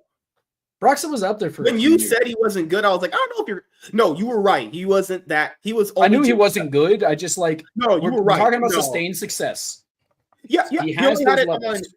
on Fnatic that one 2017, 2018, and he was completely inactively bad. WZ said, James, how much does okay, that's a different comment. What up with these player names? Licorice, Egg Toast. Oh, they get worse. They get so bad, honestly. Okay, so Inspired. There. Okay. Then those are for junglers. So you said we have Bjergsen, Perks. Okay. And then for ADCs, there's Reckless is 1K, right? And 2 S's. Reckless, Double Lift, ADC. And then there's Hillisang. I mean, I was saying this too. Smoothie was very good for a little bit there, but I forgot about Smoothie too. Very good for a while there, but it depends whose peaks were better, Hillisang's or Smoothies. Hillisang's was. Hillisang literally when he was playing well, he was just doing that. He was crazy. It's crazy now that his greatest strength is now his greatest weakness. Now he's actually just too retarded. He doesn't even think about the game anymore. He's just completely fried in his brain at this point now. Western Goats. Oh, for ADC, would you not put Hansama there? I would put Hansama there over Double Lift. I would do that too. Hansama over Double Lift sounds way better. Okay, so I'm fine with that. I couldn't think of anybody. I didn't want to put Double Lift. I was thinking hard there. I was like, Hansama's been way better than Double Lift on the international stage too. If you're talking like all that, okay. But would you have Hansama over Sven or Reckless? Any movement there? I would put Hansama over Reckless. For Reckless literally was arguably the best Western player for like 6 years. An argument in there. Maybe like I don't even think you can even argue that one. Reckless has that Reckless is one of the most accoladed Western players of all time. Now you gotta just put Forgiven in there. I'm just kidding, guys. Just kidding. Forgiven was amazing. That if we're talking about peaks, Forgiven was that guy. Remember back in 2016 after they lost to Samsung Galaxy, even though they had the easiest run ever, he literally tweeted out, "Man, my teammates are full of chokers." Right after they lost. Oh God. Oh man. I love that man so much. After they got crushingly destroyed, he was like, "Man, my teammates are full of chokers," as he's probably literally just getting in an airplane next to them. Oh my goodness. Oh shit. Or we forget, because that's the thing, guys. Before we do this kind of thing next year, because I want to combine that with the Worlds episode we talked about, right? Where we're talking about each of our experiences when looking back at the World Championships. So this will be included in the special Worlds episode. So we'll probably do this. Sometime next year. I just don't know when. Probably closer to when Worlds happens because it's kind of a special thing. Okay. Is there any other player we're not remembering? Oh, top lane. My bad. So we have Broken Blade and Licorice. Are there other people you would consider for that? Like Soaz? Would you put him in there? No, I wouldn't. I mean, he was pretty good for the few beginning seasons. He was a really good weak side player. I mean, he was good in those previous. Like he has the same kind of concept as what Reckless has, but not to the same strength. He was just yeah. I'm trying to think. Is there any other GOAT Western top laners to put in there? After Broken Blade and Licorice, it was just, EU's not had good top laners in a long ass time. Would you put Whippo there in the conversation? He's in the conversation for the top 3 as the 3rd spot, but there's just so many people. Because Whippo actually beat Licorice pretty consistently, and it still does now. So I think Soa's just never had that. I'm one of the best top laners in the world, or like top. Well, it was way before when he was a carry player. Was before we even started watching. He just became some weak side. Whippo was literally started playing after we started watching. No. Soaz. I'm talking about Soaz. Yeah, Soaz was very good top laner. I mean, I watched the first 3 seasons. Those are the ones I didn't. No. Yeah, when Soaz was that carry player, it was before we started watching. He hadn't been. He just fell off a cliff in the season 4 and 5. Oh shit! I can't speak to that. Broken Blade, Licorice, Whippo. Is there any other top laner? Just trying to think. I don't think so. Hanser? No, right? Do you count when Flame was playing? He was very good when he played here. Flame wasn't good in the West. He was good in the East. You're right. That's pretty much it, honestly. Yeah. That's the extent. Go Western tops. Would you put Fudge there? Fudge in the conversation at all? There's a conversation to have with Fudge. It's just not about the best. We gotta. Okay, I'm just making sure all these names are here. That way I can just start drumming them together. I carry MSK. Lies. Oh my god. Okay. The last thing we'll talk about is what we were talking about in James's truck when he was aggressively trying to grab my butt. You know, the Saw movie, the very first one. Oh, God. I love, and I think this is what I want to tackle. I hate horror movies. I think everybody knows that. Horror movies are my least. What? Horror movies. No? Shut up. I was making a joke there. I thought I had a zinger. One of my biggest things about horror movies is I think that they lack a overall plot that I usually like. It's usually a thematic or kind of an environmental atmospheric thing that they try and tackle. And then they do like, by the way, stop calling me Diddy. Stop calling me Diddy. I don't even understand this, but I'm actually anything but passive. I'll run some shit down.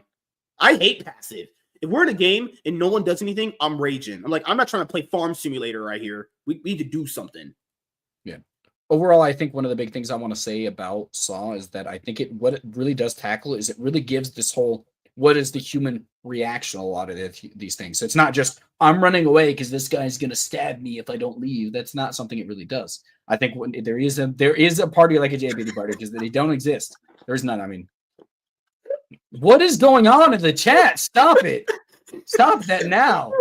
Y'all are about to be put in timeout. I would just point it out here.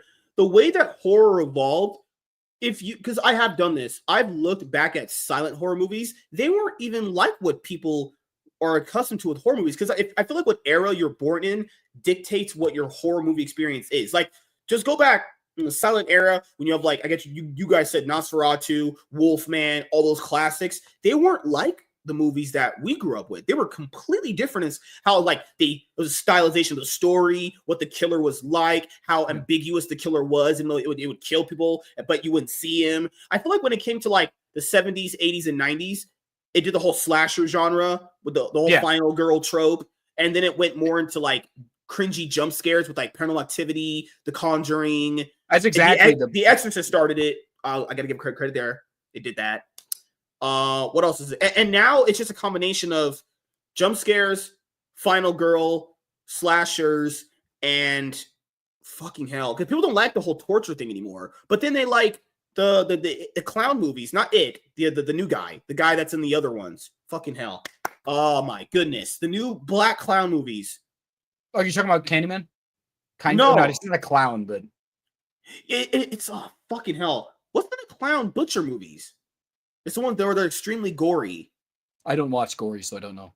Yeah, the thing is, that's the reason why Saw was a little That's why Saw was a little revolutionary with James Wan, because he took all the elements from horror, final person, torture, real life like experiences. Like I'll be honest here. I understand what people call him the master of horror for a while there. That it took so many awesome elements in horror just as the genre and made it a story where you're like, okay, the good guy's not going to win. I could literally watch that movie every single time, not get tired of it. It's for me, it's in my top 10 horror movies of all time. I truly do love that movie. Do you think it's only in the top 10? What would you? I don't think there's an argument. The Thing is better. 3. The Thing is better. Okay, that's fair. The Descent is better. Okay.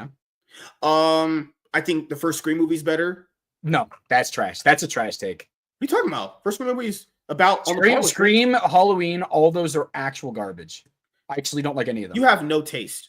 I'm sorry. They're literally, again, you defined a genre of bad movies. What series is Art the Clown from? Oh my god. Art the Clown series. Oh, Terrifier. Oh my god, my brain literally fried. Oh, okay, Mister, your takes are trash. What's your horror top 5? Give me like 5. I actually agree. I agree with the Thing. That is they don't make movies like that anymore. I think Saw's in the top 5. Horror movies. Horror. Any of the Friday? No, the first I- Nightmare on Elm I Street movie don't was really think good. any of the Friday the 13th ones are something I like. They shouldn't be in the conversation. They'd be in conversation for some of the worst.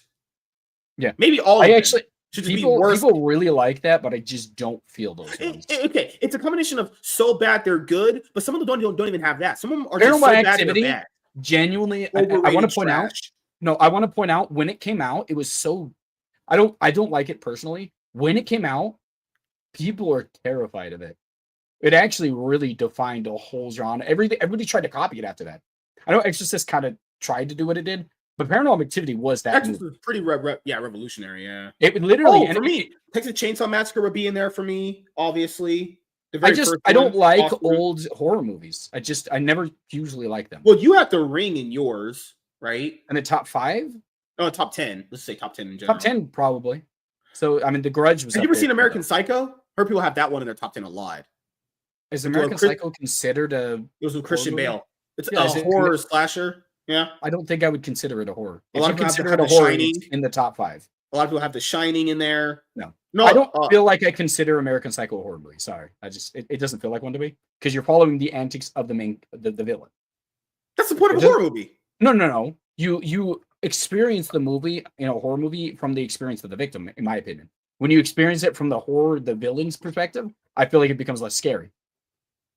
I hate you. Good Lord. Well, it's just my interpretation. It's Hellraiser? I don't think I know what that is. I've seen the first one. It's pretty good. What else is there? There's a lot. There's a lot. The Grudge. First one is The Grudge. Pretty good. It's always just the first one. Always in pretty much every movie. The only ones that ever do pretty good after those ones, I think the quality of the Scream ones didn't fall off too hard in the first. It only considerably falls off at Scream 3. Most Scream movies are pretty decent and solid. I think they all keep the same thing because the idea behind Scream is still pretty interesting. There was one here. Oh my goodness. Fucking hell. What was it? What? The Jordan Peele first movie. Who? Jordan Peele's first movie. The guy who directed the Oh yeah. You're talking about Get Out? Yeah. People have that. Get Out's pretty good. Get Out is pretty good. I actually was very surprised because I didn't expect it from him. You don't expect good things from black people? That's not what I said. He was a comedy person before this. Get Out. Yeah. A lot of people have Get Out. Get Out was pretty. It was really a weird. I think. Usually for the most part, Aliens. Aliens is up there. Aliens. The whole point is you consider it. You could have them both in there. You could. Yeah. I think the big thing is when you start separating thriller from horror, but I think Alien is one of the few that actually is both of them for sure. I think American Psycho is more of a thriller than a horror to me. Yeah. Let's see. Yeah, that's pretty much most of them right now. Because obviously, as you guys know, I gotta watch more horror movies because I do enjoy them. I think Predator's not really a horror movie for me. No, that's more of an action movie. It's more of an action movie. It's got some horror elements to it, but I would consider it an action movie, honestly. Psycho? Yeah, everyone's favorite is Psycho too. I've never seen Psycho, so I can't. I don't comment on movies I haven't seen. That's me. Yeah.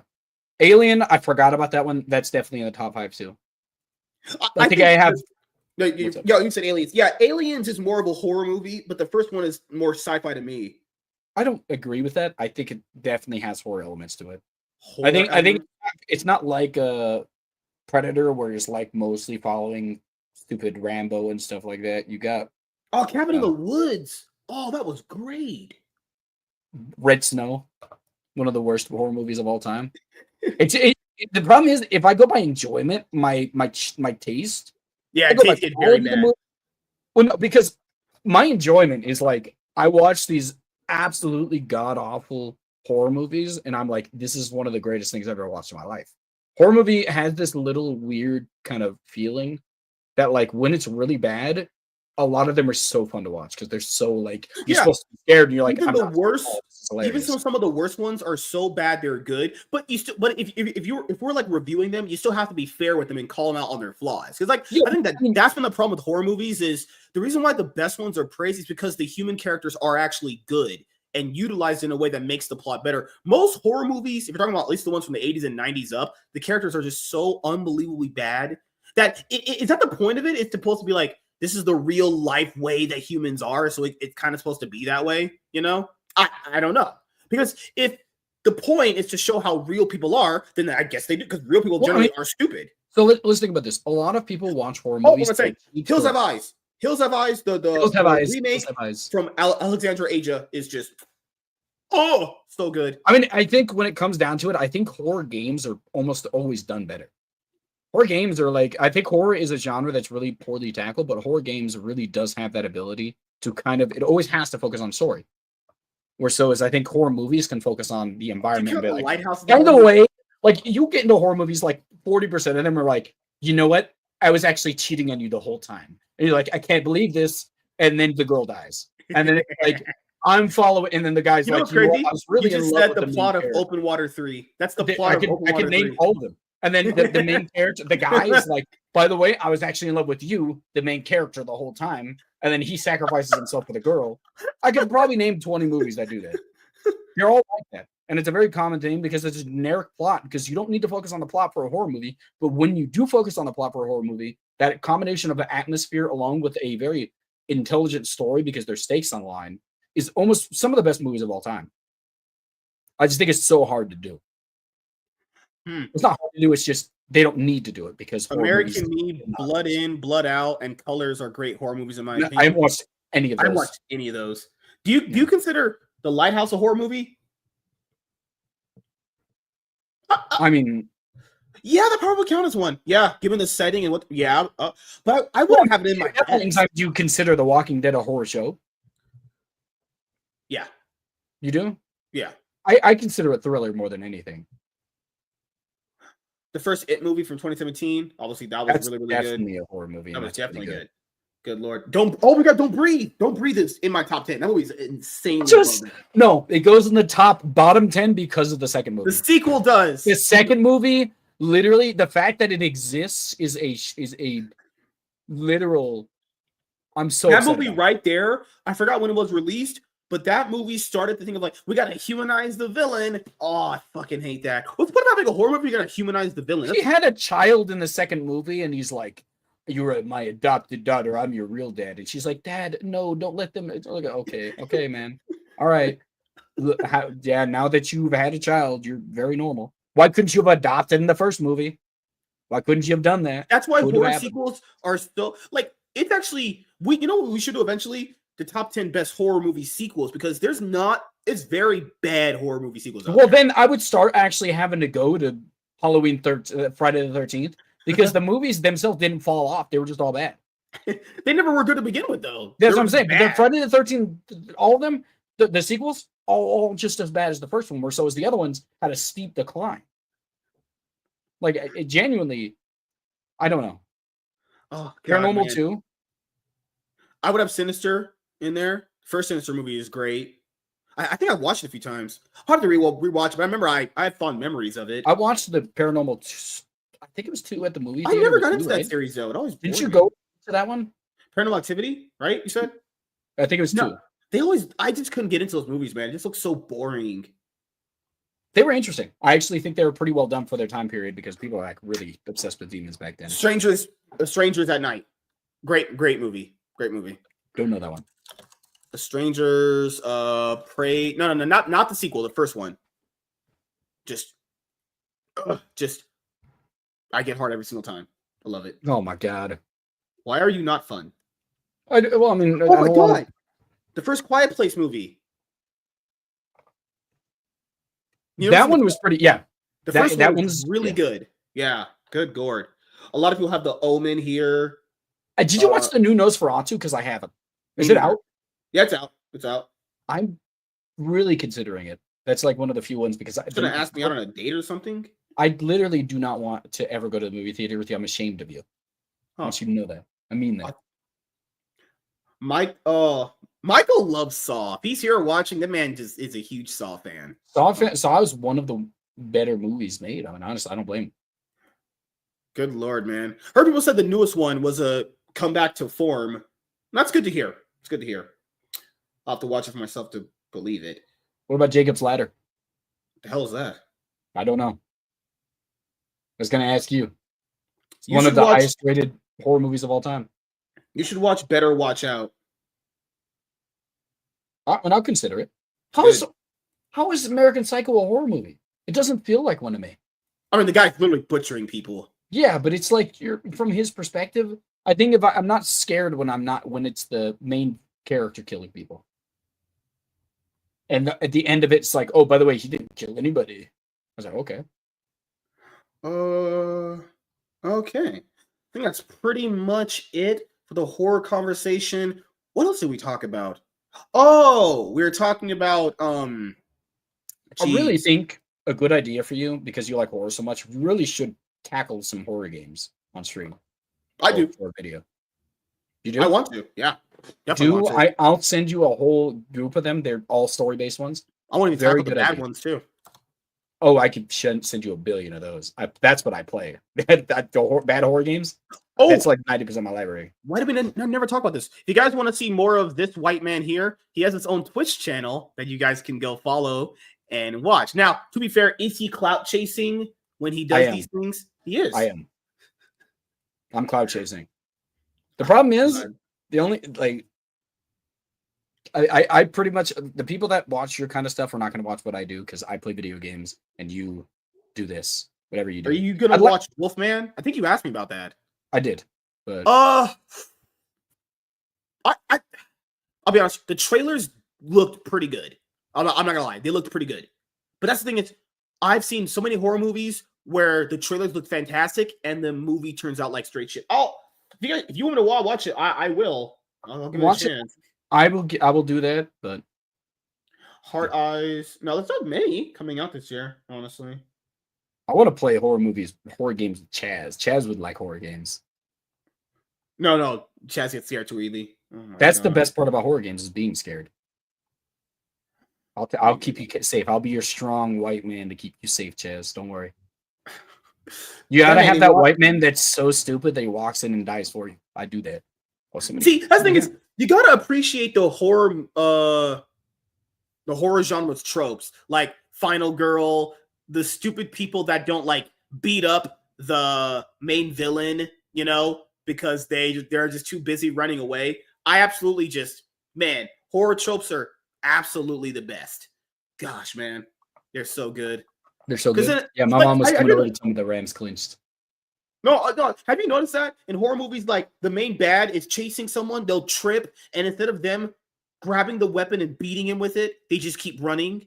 And then somehow he'll get up and catch up to them, even though he's not running fast. You have to love it, man. It's so stupid. I think the large majority of horror movies play on the fact of people acting irrationally when they're scared, and I think that's almost always unfun. I would like to see an intelligent person in a horror situation. But that's the horror movie genre thing. It's supposed to be realistic in some sort of sense. There's not always realism not everybody acts irrationally in horror movies. It's just not. I mean, in a horror situation, not in dangerous situations. Some people act fight or flight when they fight the movie. What's it called? Like every time they fight the dude from Friday the 13th, the dude's like 9'7". That's not realistic. You're not gonna beat him. Get some weapons. All 7 of you guys jump him. I can believe that. But if you're trying to 1v1 Shaquille O'Neal, who has a chainsaw, like, you deserve that. Oh God! Are you okay? We also have to watch Barbie. I remember we're supposed to do a movie review on Barbie. I've watched it. I'll watch it again. Good Lord. Okay, so when do you want to do that? You're the one that has to tell me when you want to do it. We'll do literally like next Thursday. We'll do this. Yeah, but you said many things, and then the day comes. I know. I'm gonna be a lot more based off. For a black guy, it's hard to commit. Based off the statistics. Honestly. Do I have anything planned for next? Okay, so I'm watching Den of Thieves this week. I'll pencil in a Barbie watch party, so we could review it on the first Thursday of the year. Is that fine with you? On the 2nd? Sure. Good Lord. Do you like it when I commit to you? Well, you never do, so I'm expecting this to fall through too. Why would it fall through? You're so mean. Because everything else does. I'll watch it earlier in the day. So I'll put Barbie watch party for Thursday. I'll probably watch it I can't sleep in the morning and watch. I'll do it earlier in the day. What else is there for comics? Oh, people ask me, what is my favorite comic book of 2025? Easily the Transformers. Spider-Man? I never. Yeah, for this year. I would say Transformers Volume 1, the trade from Daniel Warren Johnson. You didn't like the new Spider-Man one? I didn't read anything after issue 1. I have the trade. Oh, I see. over I see. there. I see. Okay. Yeah. Because with that, I read a completed arc for Daniel Warren Johnson's Transformer. Oh my god, it was chef's kiss. Amazing. But I thought Ultimate Spider-Man wasn't bad, just a little Jonathan Hickman always does love to take his time. Why do people do that? Why do people do that? You don't always have to just okay, how does this? It's like writers who could basically wrap up a story in like 3 chapters, but they stretch it for like 12 chapters, Oh, because you read books, because you're like, because reading is for losers, right? Well, reading comics is for chads like me. Do you know the situation going on with like novels right now where guys say there's not enough like male-driven genres for books out there? Because people say every single time they're at like supermarkets, there are only like female-driven books there based off like romance. I think that a large amount of people that used to read books like me, actually kind of transitioned. Not like me, but like a large amount of the people that read books are people that read the fantasy genre for men specifically. They like these power trips and all these things. And then why would you do a lot of people like, and again, I'm not trying to say every one of them because there's still people in there, but like Brandon Sanderson, all these people not releasing books very recently is one big aspect of it.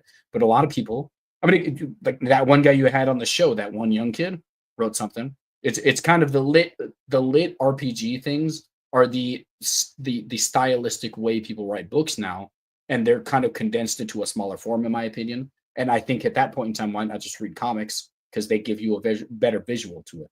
I think reading books is still fun. I think that one aspect that people actually struggle with. I've struggled with understanding is like, how do you even read a book? There's no pictures and stuff like that. That's something you do. But there's been a lot of people that just have transitioned into comics, in my opinion, because they 90% of comics are male driven. They're all power trips. Audiobooks, you said, has done a number on people that read books too. I don't think so. I think audiobooks people who read audiobooks are still counted in the demographic of people who read books. It's still true. Audiobooks, people who buy physical copies don't exist anymore. They're not real people. You buy a literal paperback, then you are above the age of 35 to 40. Like, this just doesn't happen for the young people anymore. It's not very common. Comic books, however, are more of a collector's piece, where those books have really never been that, besides the Bible. Like, literally the only one people collect. That wasn't a jump and a half. Who collects books? A book collection is a library.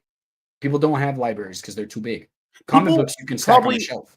People probably only have book collections for their favorite authors, I'd imagine. Only them. Or then you have the one-off books you buy. So I would say the most common theme would be like Tolkien, R.S. Lewis, Paul Anderson. Martin. Yeah. Those people, you'll give your time to collect everything they do, Yeah. But the thing is, traditional publishing, people understand you can essentially publish your book now through Amazon. With Amazon, yeah. They're pretty good with it. And keep in mind, as we know about bookstores, they order books, and basically the books you see on the shelf is not the only books they have in quantity. So they probably have like 20, 30 more copies of that book. And if it does not sell well, then they just don't order more of it, right? So I don't know. And keep in mind, the royalties and profit margins on that are very low, because keep in mind, you have to essentially split the wages 3 different ways with the publisher, the place that's selling it, and yourself. And if you're selling that book for like $12, well, $12 in 3 different ways, you need to sell like a lot of product. You know what I mean? I'm just saying, it's just, I understand why people don't do it as much anymore. Also, writing books is hard too. I definitely not gonna be doing it myself. James ever did it. We have to throw him a party. Hey, a book watch party. Not a book watch party. I actually am so fucking retarded. I said that. Gotta throw him what do they call it? I forgot what you do for books. Oh my goodness. Launch parties. Yeah, they're called launch parties, actually. So if we do a launch party for James's book, then we'll have it there. Also, when is that going to come out, sir? My book? I was making a comic book. I don't think you really remember that.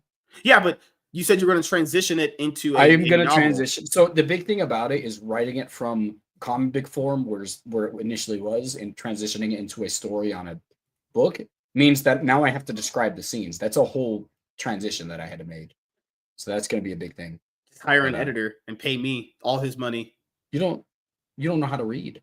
What do you? I saw you trying to read. Did you remember that stupid article you just tried to read earlier? Did you publish a stupid YouTube video right now? No. I just got notified from the Discord channel. Oh, I put up the Barbie movie watch party for next week. Okay. That way, after I watch it, we can just go over it. So it'll be my fresh thoughts after that. Right. In 2025, I promise I'm sticking to everything I'm saying. No more of this. I don't believe that. Yeah, good Lord. See, that's the thing is, you guys doubt me, but I'll come back even stronger than ever before, honestly. All right. I'm going to try and stream League about 3 times a week. I know you guys like when I do it. It's just, I think 3 times a week is not that bad. I'm going to try and put out more content on the Yu-Gi-Oh! And Pokemon channels. Maybe I make it. It might be Pokemon related. It might be something else. But the comic one is for sure there. That one reached 100 subscribers. That one's done pretty good for me. The Yu-Gi-Oh! One is going to be pretty good. Come back and start talking about Yu-Gi-Oh! Stuff, which is obviously, Yu-Gi-Oh's for Chads like me. You like Pokemon, which is for like 6-year-olds, but I play Yu-Gi-Oh! And Pokemon. And League. How did you end up playing the same things that I did? It's because you copied me on League, and then I played with other people on the other ones. I stole nothing from. Listen, I'm an alpha wolf, like an alpha male. I don't follow people. I make the trails. I don't follow them. Really? No, it's not real. I'm the alpha male, as you know. I create everything, and you just kind of benefit from the clout that I make, actually. You don't have a clout. This is a toxic clout. All these people come in here to make fun of you. That's like if you were in the middle, like you're one of those mimes people throw tomatoes at, and I'm like, yeah, let me get in on some of that. That's what I would be doing if I joined your clout. All right, before we head out, is there anything you want to plug beside my wife before we head out? No, I mean just the Twitch channel, but that's pretty much it. I'm going to be playing games on that. Name? I will link it right now. Which I have Twitch, but I want to play more games. I'm looking for people to play with. If anybody wants to play games, because I am lonely and playing, I'll link it in here because I don't know how to get your. There you go. You can link it for me. Also, keep in mind anyone that watches these shows on replay, I can definitely ask people around if they want to play more games. And if you do, and follow this Cloud Chaser, please do so. There you go. Let me post it real quick. How do I do that? I'll just post it in the chat. I got it. Right. There you go. Easy. And you can't be giving this man clout because everyone in the Discord just makes fun of him. Why are you guys doing that? Do not. They just call me Jay Biddy, and they call you a homeless black man. That's the two things they always talk about. Really? That's crazy. And now they've gotten to this thing where they're like, every time they see a white guy, they're like, "Hey, look at James got a new haircut," and they just post it. Okay. They think you look like Vaughn. They look like everybody. They literally posted 6 different white people, and they're like, "Yeah, that's James right there. That looks like him." No, I don't. K4, what's up, buddy? How you doing, man?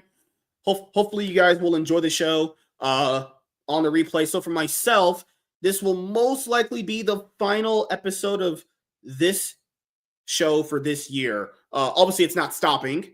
We'll do season 13, episode 21 come January because we have to do our tier list. We have to do our power rankings for the LEC, LEC, LCS, and LCK. And then we'll definitely have enough content there for the 3-week period before the season starts. So before the season starts, we're going to have those episodes for you guys. Probably still won't be twice a week. We usually only run twice a week when the season's going on because there's a lot to cover.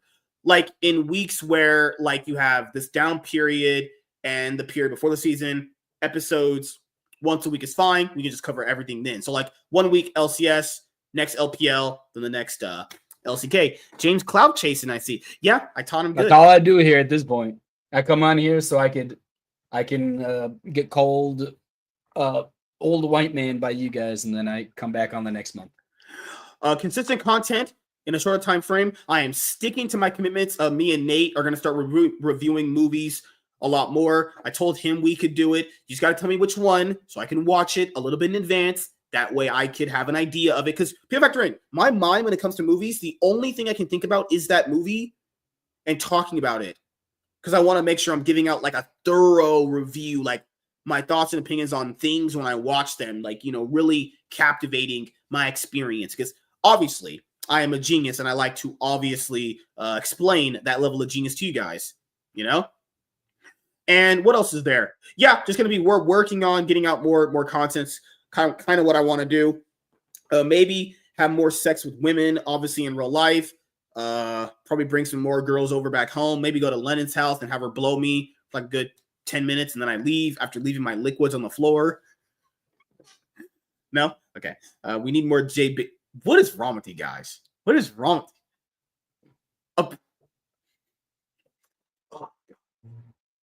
don't know what the Biddy part is. I don't. I get the J.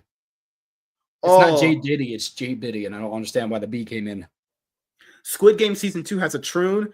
All I can think about is how much MSK would rage over that, although it's a minor plot point. Stop calling them troons because stupid 76 does. She's a maniac with that. She's But they didn't do it for the reason that people thought. Bio-troons. Like, I'm looking in Discord. She's like, yeah, these bio-troons. Like, what is going on? No. The bio-troon thing is a joke.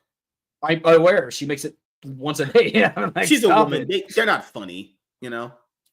Yeah, I'm glad you guys see it too now. I wasn't lying, and I never lie. I'm always truthful to a fault of myself too, honestly. Huh. No, we're not. I'm not about to insult anybody. I'm just saying.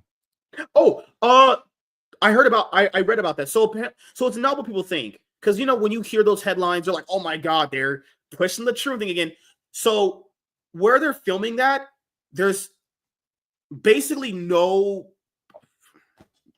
mental illness that explodes to that, right? So they essentially had to kind of pick a guy out to make him look like that. It wasn't like a forced thing, like the company said, you have to have this. It's more like, hey, we want this in there, but no one from this country does that, so we kind of included it. Which is still kind of stupid because I don't know why you need a troon in there at all, but I guess it is what it is. I mean, that's all I read. Maybe it changed, obviously. James, how was the acting class? No, I was trying to get somebody to go with me because I didn't want to go down the hill by myself. It's a very far distance, and I was like, I don't want to do it by myself. You can have Tiny go with you. Tiny, I don't know Tiny. Don't know her. She's obviously a well-adjusted human being that won't rage out at people. Shut up. Oh, God. We let Chaz here. He rages out at you all the time because you're like always sexually harassing him. He deserves it for being that bodacious, that curvy. How you about to walk around with all those curves and expect me to do nothing about it? I told him if you guys go to New York, you're not going to be alone. He'll be next to you the whole time. He doesn't want you getting stabbed. I mean, I wouldn't walk around randomly. I go to places. I'd like to go with Chaz. If we go to New York, it'd be cool. Or if he comes out here.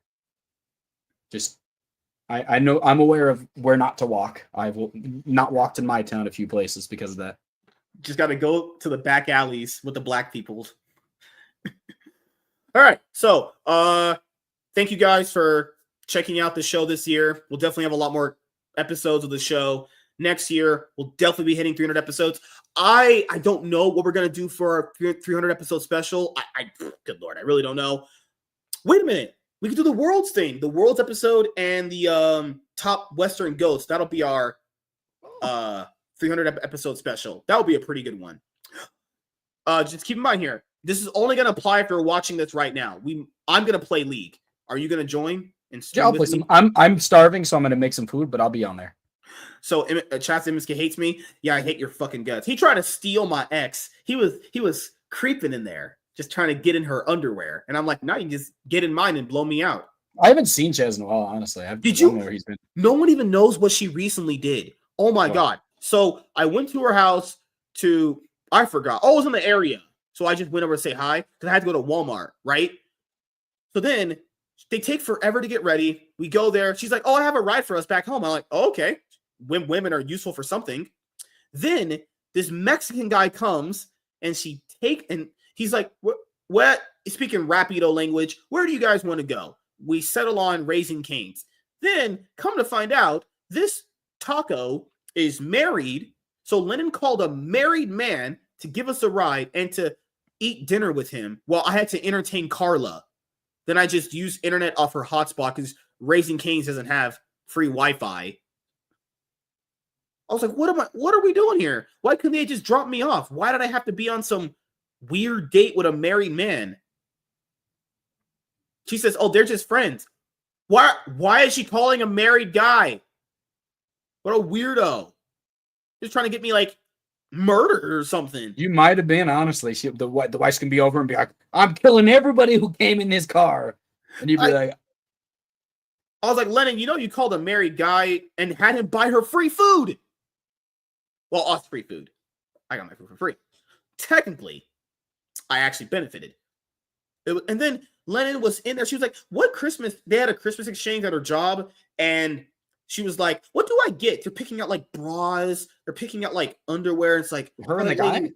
No, for her coworkers, like pajamas that to wear. I'm like, lady, I don't care. Your coworkers are, I literally said this. I'm not kidding. I said, your coworkers are not like, you're fat. Just get them some sweatpants. It'll be fine. She was like, no, I have to pick the right thing. This looks ghetto. I'm like, oh my God, this bitch is retarded. Please get me out. This is not a scenario I want to be in. Oh my God. Lennon was trying to get you right. Good Lord, man. So I haven't talked to her since. I was like, why is she calling a married guy to get her free food? What a hoe bag. Oh my goodness. MSK, the 300 episode special is almost the halfway point of when we reset. No, we're not resetting the shows ever. The MSK show is we have for entertainment, movies, TV.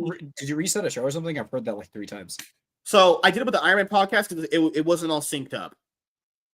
What does that mean? Basically, I wanted people to find the first episode and kind of watch on one platform all the way through. But you couldn't upload all of the episodes. And so you were like, instead of putting in more hours into the show, I just chose, okay, we'll just go on a new show and just keep that one. So I will tell you right now, no one would have ever watched from episode 1 to anything because that was a lot of episodes. Yeah. So it just wasn't going to happen. You add some of the episodes. I mean, he doesn't really have to stop on any. Eventually, he's going to go back just to lead you guys on. He's going to do episode 609, and then he's never going to do 610. No, it did suck. I mean, to be fair, technically, we had episodes from that show from 500 all the way to 608, and the rest of the episodes are on Rumble. I messed up on that, and I was like, you know what? Instead of putting in more time to this, just restart it one last time because we had 3 shows now, so 3 times the charm. What was the first show? It was the Nightwing podcast. That one was 257 episodes. I forgot that existed. You rebranded so many times. But those episodes are all on Spotify. Then I had the Nightwing podcast, the Iron Man 1608. This one now is at 112. It's not that bad. Unless this show drastically changes and gets a whole different cast, I never think you should rebrand. It's the only reason. Yeah. No more. These are the shows we have. That's it. Nothing else. I will never. I'm not like Marvel Comics. I'm not like DC. It's like DC. Post-Crisis, New 52, Rebirth, Dawn of It's DC. like kind of like your dad. You saw what it turned out to be, and you just gave up and left. Not necessarily. You can still watch if you want to. I just don't look at it. You don't. It's like you can hear the things your kids have done in the newspaper, but you'll never go and congratulate them yourself. James, remember the Cookies and Cream podcast? Bring it back.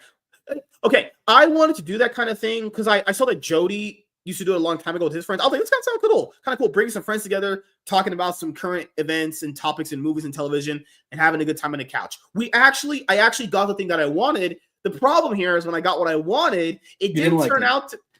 I enjoyed it. I actually had a great time, but I have to keep in mind it's not just me that has to have a good time. It has to be the other people. So I finally got the thing that I wanted. I want to point out, so we had to. It was me that made it end up stopping. I was actually by the end of it, I was miserable on it. I said, we're having the same conversations. I don't like this. I don't want to come here and talk about the same things, make the same dumb jokes. If we don't start talking about something different, I just don't want to be here. It was me. It wasn't him that quit. It was me at the end of it. Could be like just imagine the last 3 episodes. I want to point out, you could tell I was drastically just having so much less fun. Yeah, remember we didn't even have a season finale of it until like 6 months down the road. Remember? And I would be fine. Like the thing about it is, that's why if you were in real life, I'd be fine with it. It was my fault. I'm not going to deny. I just didn't have fun. I don't want to go make it a chore to make something happen on a channel that doesn't benefit me at all. I want to have fun. I was willing to do it, but like, and I'm willing to do it, but it just we have to have a rotating cast for the most part. And to be fair, I'll be honest here, it was my fault too. I should have came with topics. I thought just people. You don't have to do topics. We just need different. We need a consistent. And what I said is we need to have a consistent rotating group of people, and I'd be fine with it. I wouldn't mind if you get ending it. I thought it was fine. What was that?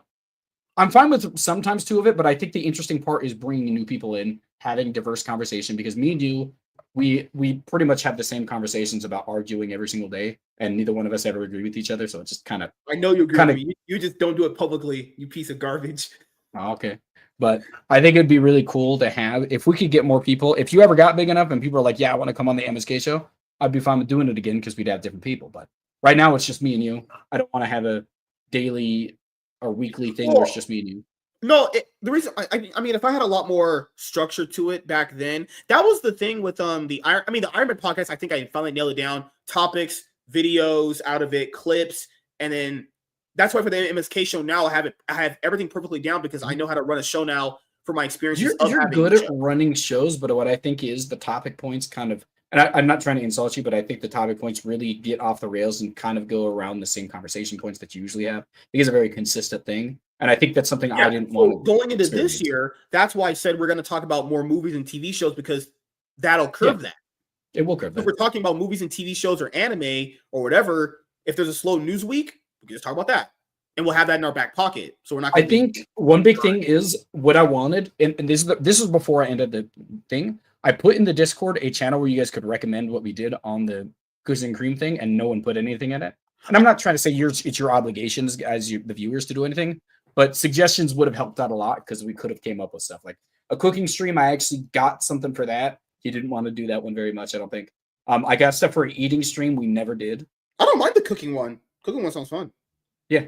Just a random get. Oh my god! Because I know I to be fair, I got the thing. It's not like getting what I wanted initially. It's more like, I didn't know what to do with something that I finally got the opportunity to have, and I was like, I mean, I think one of the biggest problems it could have worked with them either. This thing is, it can't work with those two. It probably would work with different people. I'm not trying to. I don't want to insult anybody. That's not my goal. I think a rotating group would have been fine, and I think the same people over and over again, because when you have a group of like 20 people, it becomes like a lot of clashing, especially when I think there was a big problem consistency. People like seeing the same person. Yeah, but the same two people would have been fine, but I think we gave this man many. Oh, yeah, and called us crouch. Well, I mean, the problem is, I don't know what, I didn't see them. I would have pushed for it if I saw any of them. But yeah, one of them, Lennon was trying to molest you, and I had to beat her up. Not one of them. Now, every time. Fair, no one can see those episodes now because they're gone. Well, because that channel's not. I want to point out, I asked many times for him not to bring this woman on, and she still kept coming. And he was like, "Can I please bring her?" I said, "Whatever." Because she has the entertainment factor to her. I mean, I think she has. I think that was one thing I'll agree on. I think she is somewhat. There was never a dull moment with her there. Yeah, I think I'd like if we could get a group, two more people. Honestly, even if it was consistent, two people that I genuinely think would be very fun around. I think one big problem is people don't know how to take turns talking. That was one thing I had a problem with. Some people wanted to just be the center of the conversation, and it's consistent, and I did not do that. It was the streams. By the end of it, I was miserable. At the beginning, when it was just me and you, and then we brought on a few extra people, very fun at the start. By the end of it, I was like, "This is too much." That's what made me mad. The only thing that really made me mad, I told people this. People didn't listen. It's one thing, because usually when I do this, I don't get mad. I promise you. Even he'll tell you, I don't get mad. I truly do not give a fuck after the episode's over. Once we do the show, I want everything to be completely done. We go on with our lives, and we go to the next show. One thing people kept doing that I said to stop doing was bringing up my personal life. I told people I'm not an interesting guy. I work a regular 9 to 5. Personal life? Yeah, people did it constantly. It was the one thing I got so mad about. I told people this. I work a regular 9 to 5, and I would like people not to know things about my personal life because we do this. And I said it. How did I put it? I remember. There's nothing interesting about my personal life that needs to be said on stream. It can advance the conversation. I just don't want people to do it. I think what types of things do they talk about? Oh man. Oh my god. I don't remember that. Freaking. I know it made me mad. I just didn't bring it up. It's like, why are we talking about my personal life? It's like we're here to talk about like movies and TV and stuff. What does that have to do with me? The problem is when you when you say go off the rails, I found that like such off the rails. Like what does that have to do with me? I just go to work, guys. I just come home. That's all I do. Nothing interesting about myself. Why do you think you're here? Yeah. I think, what's up? I No, didn't hear what you just said. No, you guys are here because we could be interesting together. I can do pre-recorded videos very good. I can't do this on my own. I'm not that interesting enough. You're fine. Like, no one's personal life should be discussed on stream unless they want those things publicly said. Like, I think that's just not cool. I really was going to watch the Seahawks game, but I was like, they're going to beat the Bears and we're not going to clinch. We're going to have to beat them. Oh my God. The Lakers-Warriors game. It was so good. That was very good. All those Christmas games were great. But I think one thing I want to say is if we ever get to the chance where you can expand your group, which is what I've always wanted to do for you, is like get you a group that you are consistently okay with having in real life. I don't have to be there for that, obviously, because you can have them in your living room and stuff like that. I'll set it up for you. I'll get you equipment, and you can start doing that. I mean, if you can get a group for it. I think my biggest problem is I only want to be around. It was 6-3. It really, I mean, that was frustrating. They couldn't win that game. Keep in mind, Little Caesars has good taste. They're the Rams' house. That is cool. But I think one of the biggest Eagles, but it's okay, you know. No one's gonna go cheer for the Eagles. The only people who do that is only Philly crazy people in Philadelphia. Philadelphia is like, I've never met a person from Philly I like. I'm be honest with you. Except Will Smith. We saw how that Philadelphia, born and raised. Oh yeah, he kind of went fucking insane.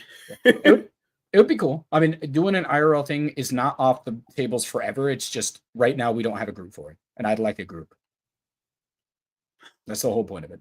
What else was there? Yeah, the thing is, the thing is, not just me. I don't want anyone's personal life discussed unless you are yourself willing to bring those things up. Because if you're doing yourself, I have to point out, I made fun of you a lot on the show. I didn't care about any of that. I just don't want personal life to brought up. I just don't care. You know, I have very few lines in the sand I draw. That one is just, it has to be drawn. Because then it's like, why are we even, like, no one cares about my personal life at all. I don't care about personal life myself. I care about this more, you know? 6-3 was final play. Oh, that's what I asked you last. Before we start playing League. The NBA saw an increase in viewership from these last Christmas games. But overall, their ratings have been going down and down. It's because there's no face of the league. There's no villain. There's no face of the league. LeBron was supposed to be. LeBron is 97 years old. He can't be the face anymore. He's not. Stephen Curry is part of the highest viewed games ever. He's still old. They're all old now. There's no young person to take over. The best player that is young currently is like Luka. Yeah. And obviously, people want American people to be able to relate to. That's really what the big thing is. Victor Wembanyama, very interesting, but yeah. But I dramatize. I always, when I'm bringing up personal stuff, it's always like for the sake of being goofy and funny. I agree with that. But yeah, it's one big thing is Victor Wembanyama is currently the young face of the NBA, but he's not able to be the face because he's not really American. Americans want an American to look at. That's the whole point of it. The viewership is in America. People want that. People wanted Zion to be that guy, but he never ended up being that person. So people wanted Anthony Edwards, but he's not that good. No one's been able to take over the league and be the face of it like Michael Jordan, Shaq, Kobe Bryant, LeBron for a little bit. There was kind of it, you know. Stephen Curry. There's all these. Stephen Curry was there. Yeah. I guess Kawhi Leonard was kind of a known name for a little bit there too. You know, there's names, but none of them have that like, hey. When people tune into basketball, I mean, to be fair, most people now are probably still tuning in for LeBron James for the most part. I mean, the big thing about is Jason Tatum a face of the league? Actually, no, he's not good enough. He's just not good enough of a player. Like I know he's not. He's like a top 10 player, but he's not a superstar. He's a star. Yeah, that's the whole difference. You think that's why the ratings? There's no like wow. Tatum is arguably the best American player.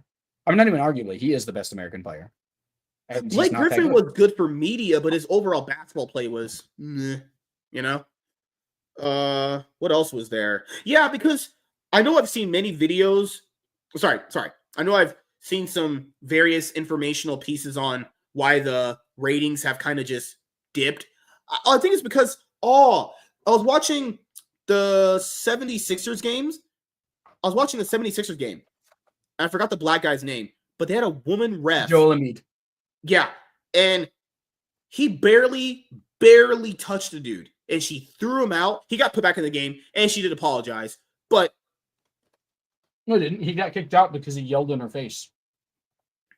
He got put back in. I remember that. Well, the person that got put in was the black guy who got thrown out. He got put back in. I remember the person who got put back in was a different person. It you sure? was Andre Drummond. Yeah, Joel Embiid was out for the rest of the thing night. is, if you, good lord, she threw him out over something that wasn't even really, wasn't what it was. It wasn't a foul.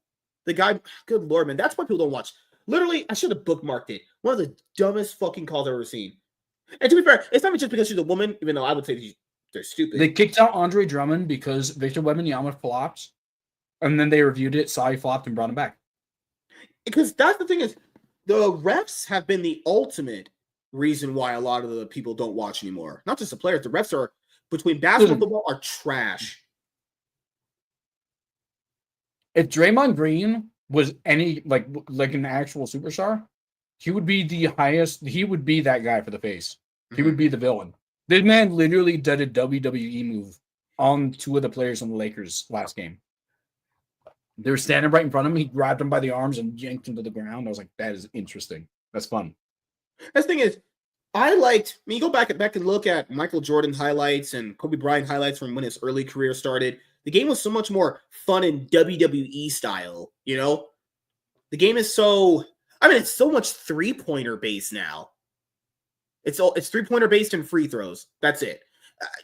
I can see why the viewership, people like, I want to see the game back how it used to be. If they make the game or have the players play the game like it used to be, I'm pretty sure viewership would go up. Watching it now, it feels just so PC. One of the reasons they don't do that is because you only have to shoot 33% from the 3-pointer to be as effective as the 2-pointer. It's more valuable. At 33% is very easy to achieve for a lot of players. A lot of people do that. How you feeling about the Kansas City Chiefs record? It's interesting. I think they're very fun. I think it's cool to watch them do good. And they've been really lucky sometimes, but who cares? Remember the kick that happened? It's so cool. It's like the NFL is sending the waves down to stop. It's so cool. Yeah, send me that because I want us to go over it. Because, and to be fair, I will be fair here. Not just the NBA, the MLB's had this. NFL MLB viewership is rising drastically. Yeah, but it was falling for a little bit there. I don't know about hockey. Soccer always has the best viewership. That's pretty much there. Yeah, it's only just the NBA and the NFL sometimes that are just the viewership is not been as consistent. Well, even wrestling's viewership is dipped for a lot of years too.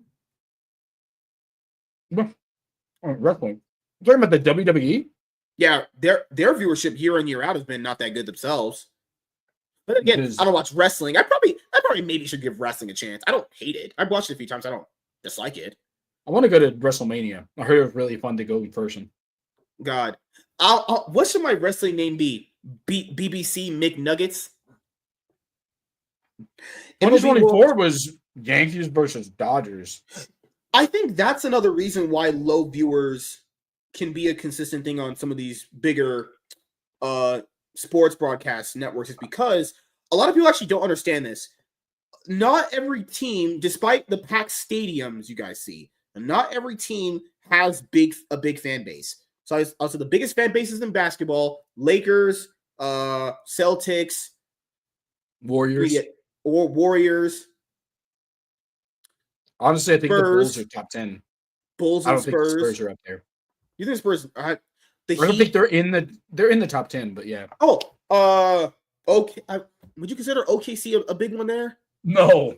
Yeah, no. That's the thing is, if a team with not actually a huge fan base is not like in the finals, whatever, people just like don't watch or they just don't care enough. Like, and this is a detriment too. Like, traditional sports fans are so dedicated to their team that they will not potentially watch another team that did better than them. Like, I know the Lakers, Celtics, and Warriors have some of the biggest fan bases. The Heat probably have a pretty decently sized one. Those are the ones I'm not thinking about. But just that's what I would generally come up to as a conclusion. Philadelphia's teams are pretty always big. Like, the Eagles are huge. I imagine the 76ers are themselves pretty big. They're huge. Yeah. Mm-hmm. But the thing is, I just like the NBA had to create a whole new like in-season cup thing so you could potentially win another trophy. I don't hate the IS. No, I think the big thing they need to do. I don't mind that. It's essentially another give more value. Give more. The only one they count for record, by the way. These games. Mm-hmm. The only thing they really need to do is make the in-season cup. In-season cup. Sorry, that's in-season a clip. Cup Make it the first tiebreaker. Your rating in season cup. If you have a tied record, it's the first tiebreaker between them. Mhm. Make it that. It has value, but it doesn't it doesn't inflate it too much. Biggest NBA teams based off fan base, not revenue. Let's see what AI. I don't think AI for these reasons. It comes up with a lot of them. Okay, so the most popular. I'll just show you guys the screen. We were right about the first four. We got the first four right. The most popular NBA teams based off fan base. I'm talking just pure fans alone. Lakers, Bulls, Warriors, I said the Bulls. Celtics. I said the Heat. I know I said that. Okay. These are the biggest ones. Oh shit. Mm-hmm. I would probably put 76ers in there as well. This is ranking all 30. Holy goddamn. So I guess these are top 10 most popular NBA teams. The top 10 are Lakers. How do we forget Warriors. the Knicks? New York is huge. I can understand why the Knicks are there. Mm-hmm. I'm surprised. The Rockets? Really? Okay. The Mavericks are lower than the Rockets? That's crazy. Yeah. Okay, we got the Sixers right. Yeah, so these are the top 10 biggest based off fan base. Okay. Yeah, the Knicks are top 5. They ain't won shit in years. It's crazy. They've been so bad historically, pretty much. They've always had every year some good teams. Yeah. But they've had some good teams, good players. Historically bad, and they're still this big. Just imagine if they were good, how big that New York scene is. So here's the 30 right here if you just don't care about the top 10. Okay, so after that you have the Bucks, the Suns. I was going to say the Clippers they got their fan base. The Thunder's there, not as high as I thought, but they're there. Yeah, the Spurs are 15. Yeah. The Toronto Raptors are not surprising at all. The fact that the fucking Rockets are bigger than the Spurs, who are multiple-time champions, that does not sit well with me. The Rockets have a bigger fan base than the That's crazy. That's insane. What's surprising about that? The Jazz are the last. The Jazz is last. Jazz, Hawks, Hornets, Pelicans, Blazers, Magic. Basically teams that no player really wants to go to. Unless you get a real fat paycheck. I would love to go to Orlando. The Nets. I'd go to Brooklyn. I thought the Timberwolves are going to be at least last, honestly. The Kings. It's crazy. They're the most forgotten California team. Clippers, Warriors, and Lakers are all more popular by mass, honestly. Yeah, maybe the Raptors have the entire population of Canada. That's the only reason that they're there. It's like the Vancouver Grizzlies back in the day. Yep. They're your top 2 most popular teams based off fan base, not revenue or anything. Because if we're talking about revenue, then Celtics and Lakers will beat everybody, honestly. No, it's probably the Knicks and then the Warriors. Yeah, the Warriors really got popular with Stephen Curry in the later years. If we base on net worth, I believe Knicks are number 1. I was going to point out, people said, "Oh, I don't think Stephen Curry won't be good without all these other guys." He's doing pretty good. Outside of just like last year, he did pretty bad. This year, he's been incredible, honestly. Will he win like? What was their record? Last time I checked, they were still pretty good. They're 1 game above 500. All right. So, speaking of Patrick Mahomes, the new GOAT, everyone says, do you guys think he'll buy his wife a new home? He says if he wins the championship, his wife will give him another baby. Oh my God. That's so gross. Why is he sexualizing his wife like that? Oh my God. But hey, she's filthy rich. She probably doesn't give a fuck, honestly.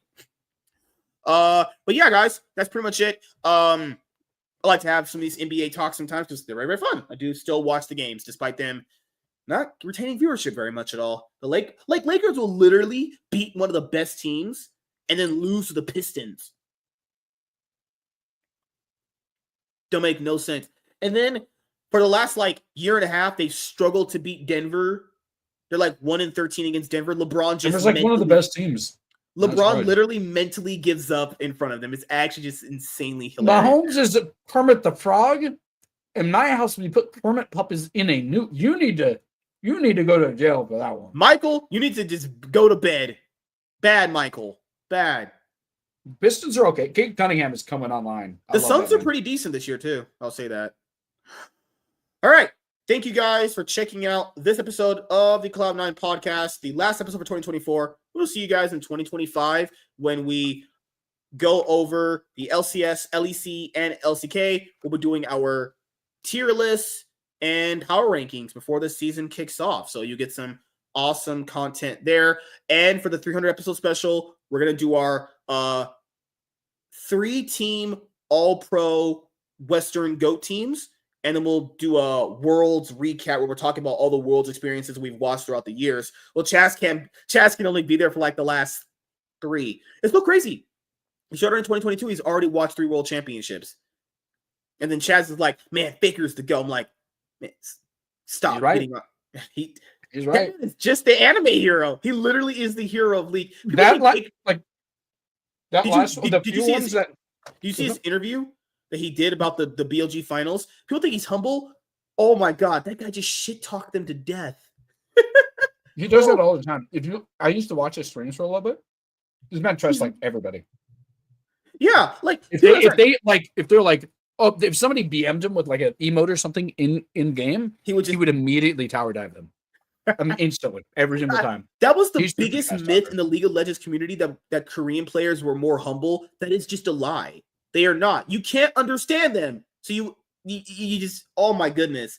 Their public perception is way different than when they speak about people.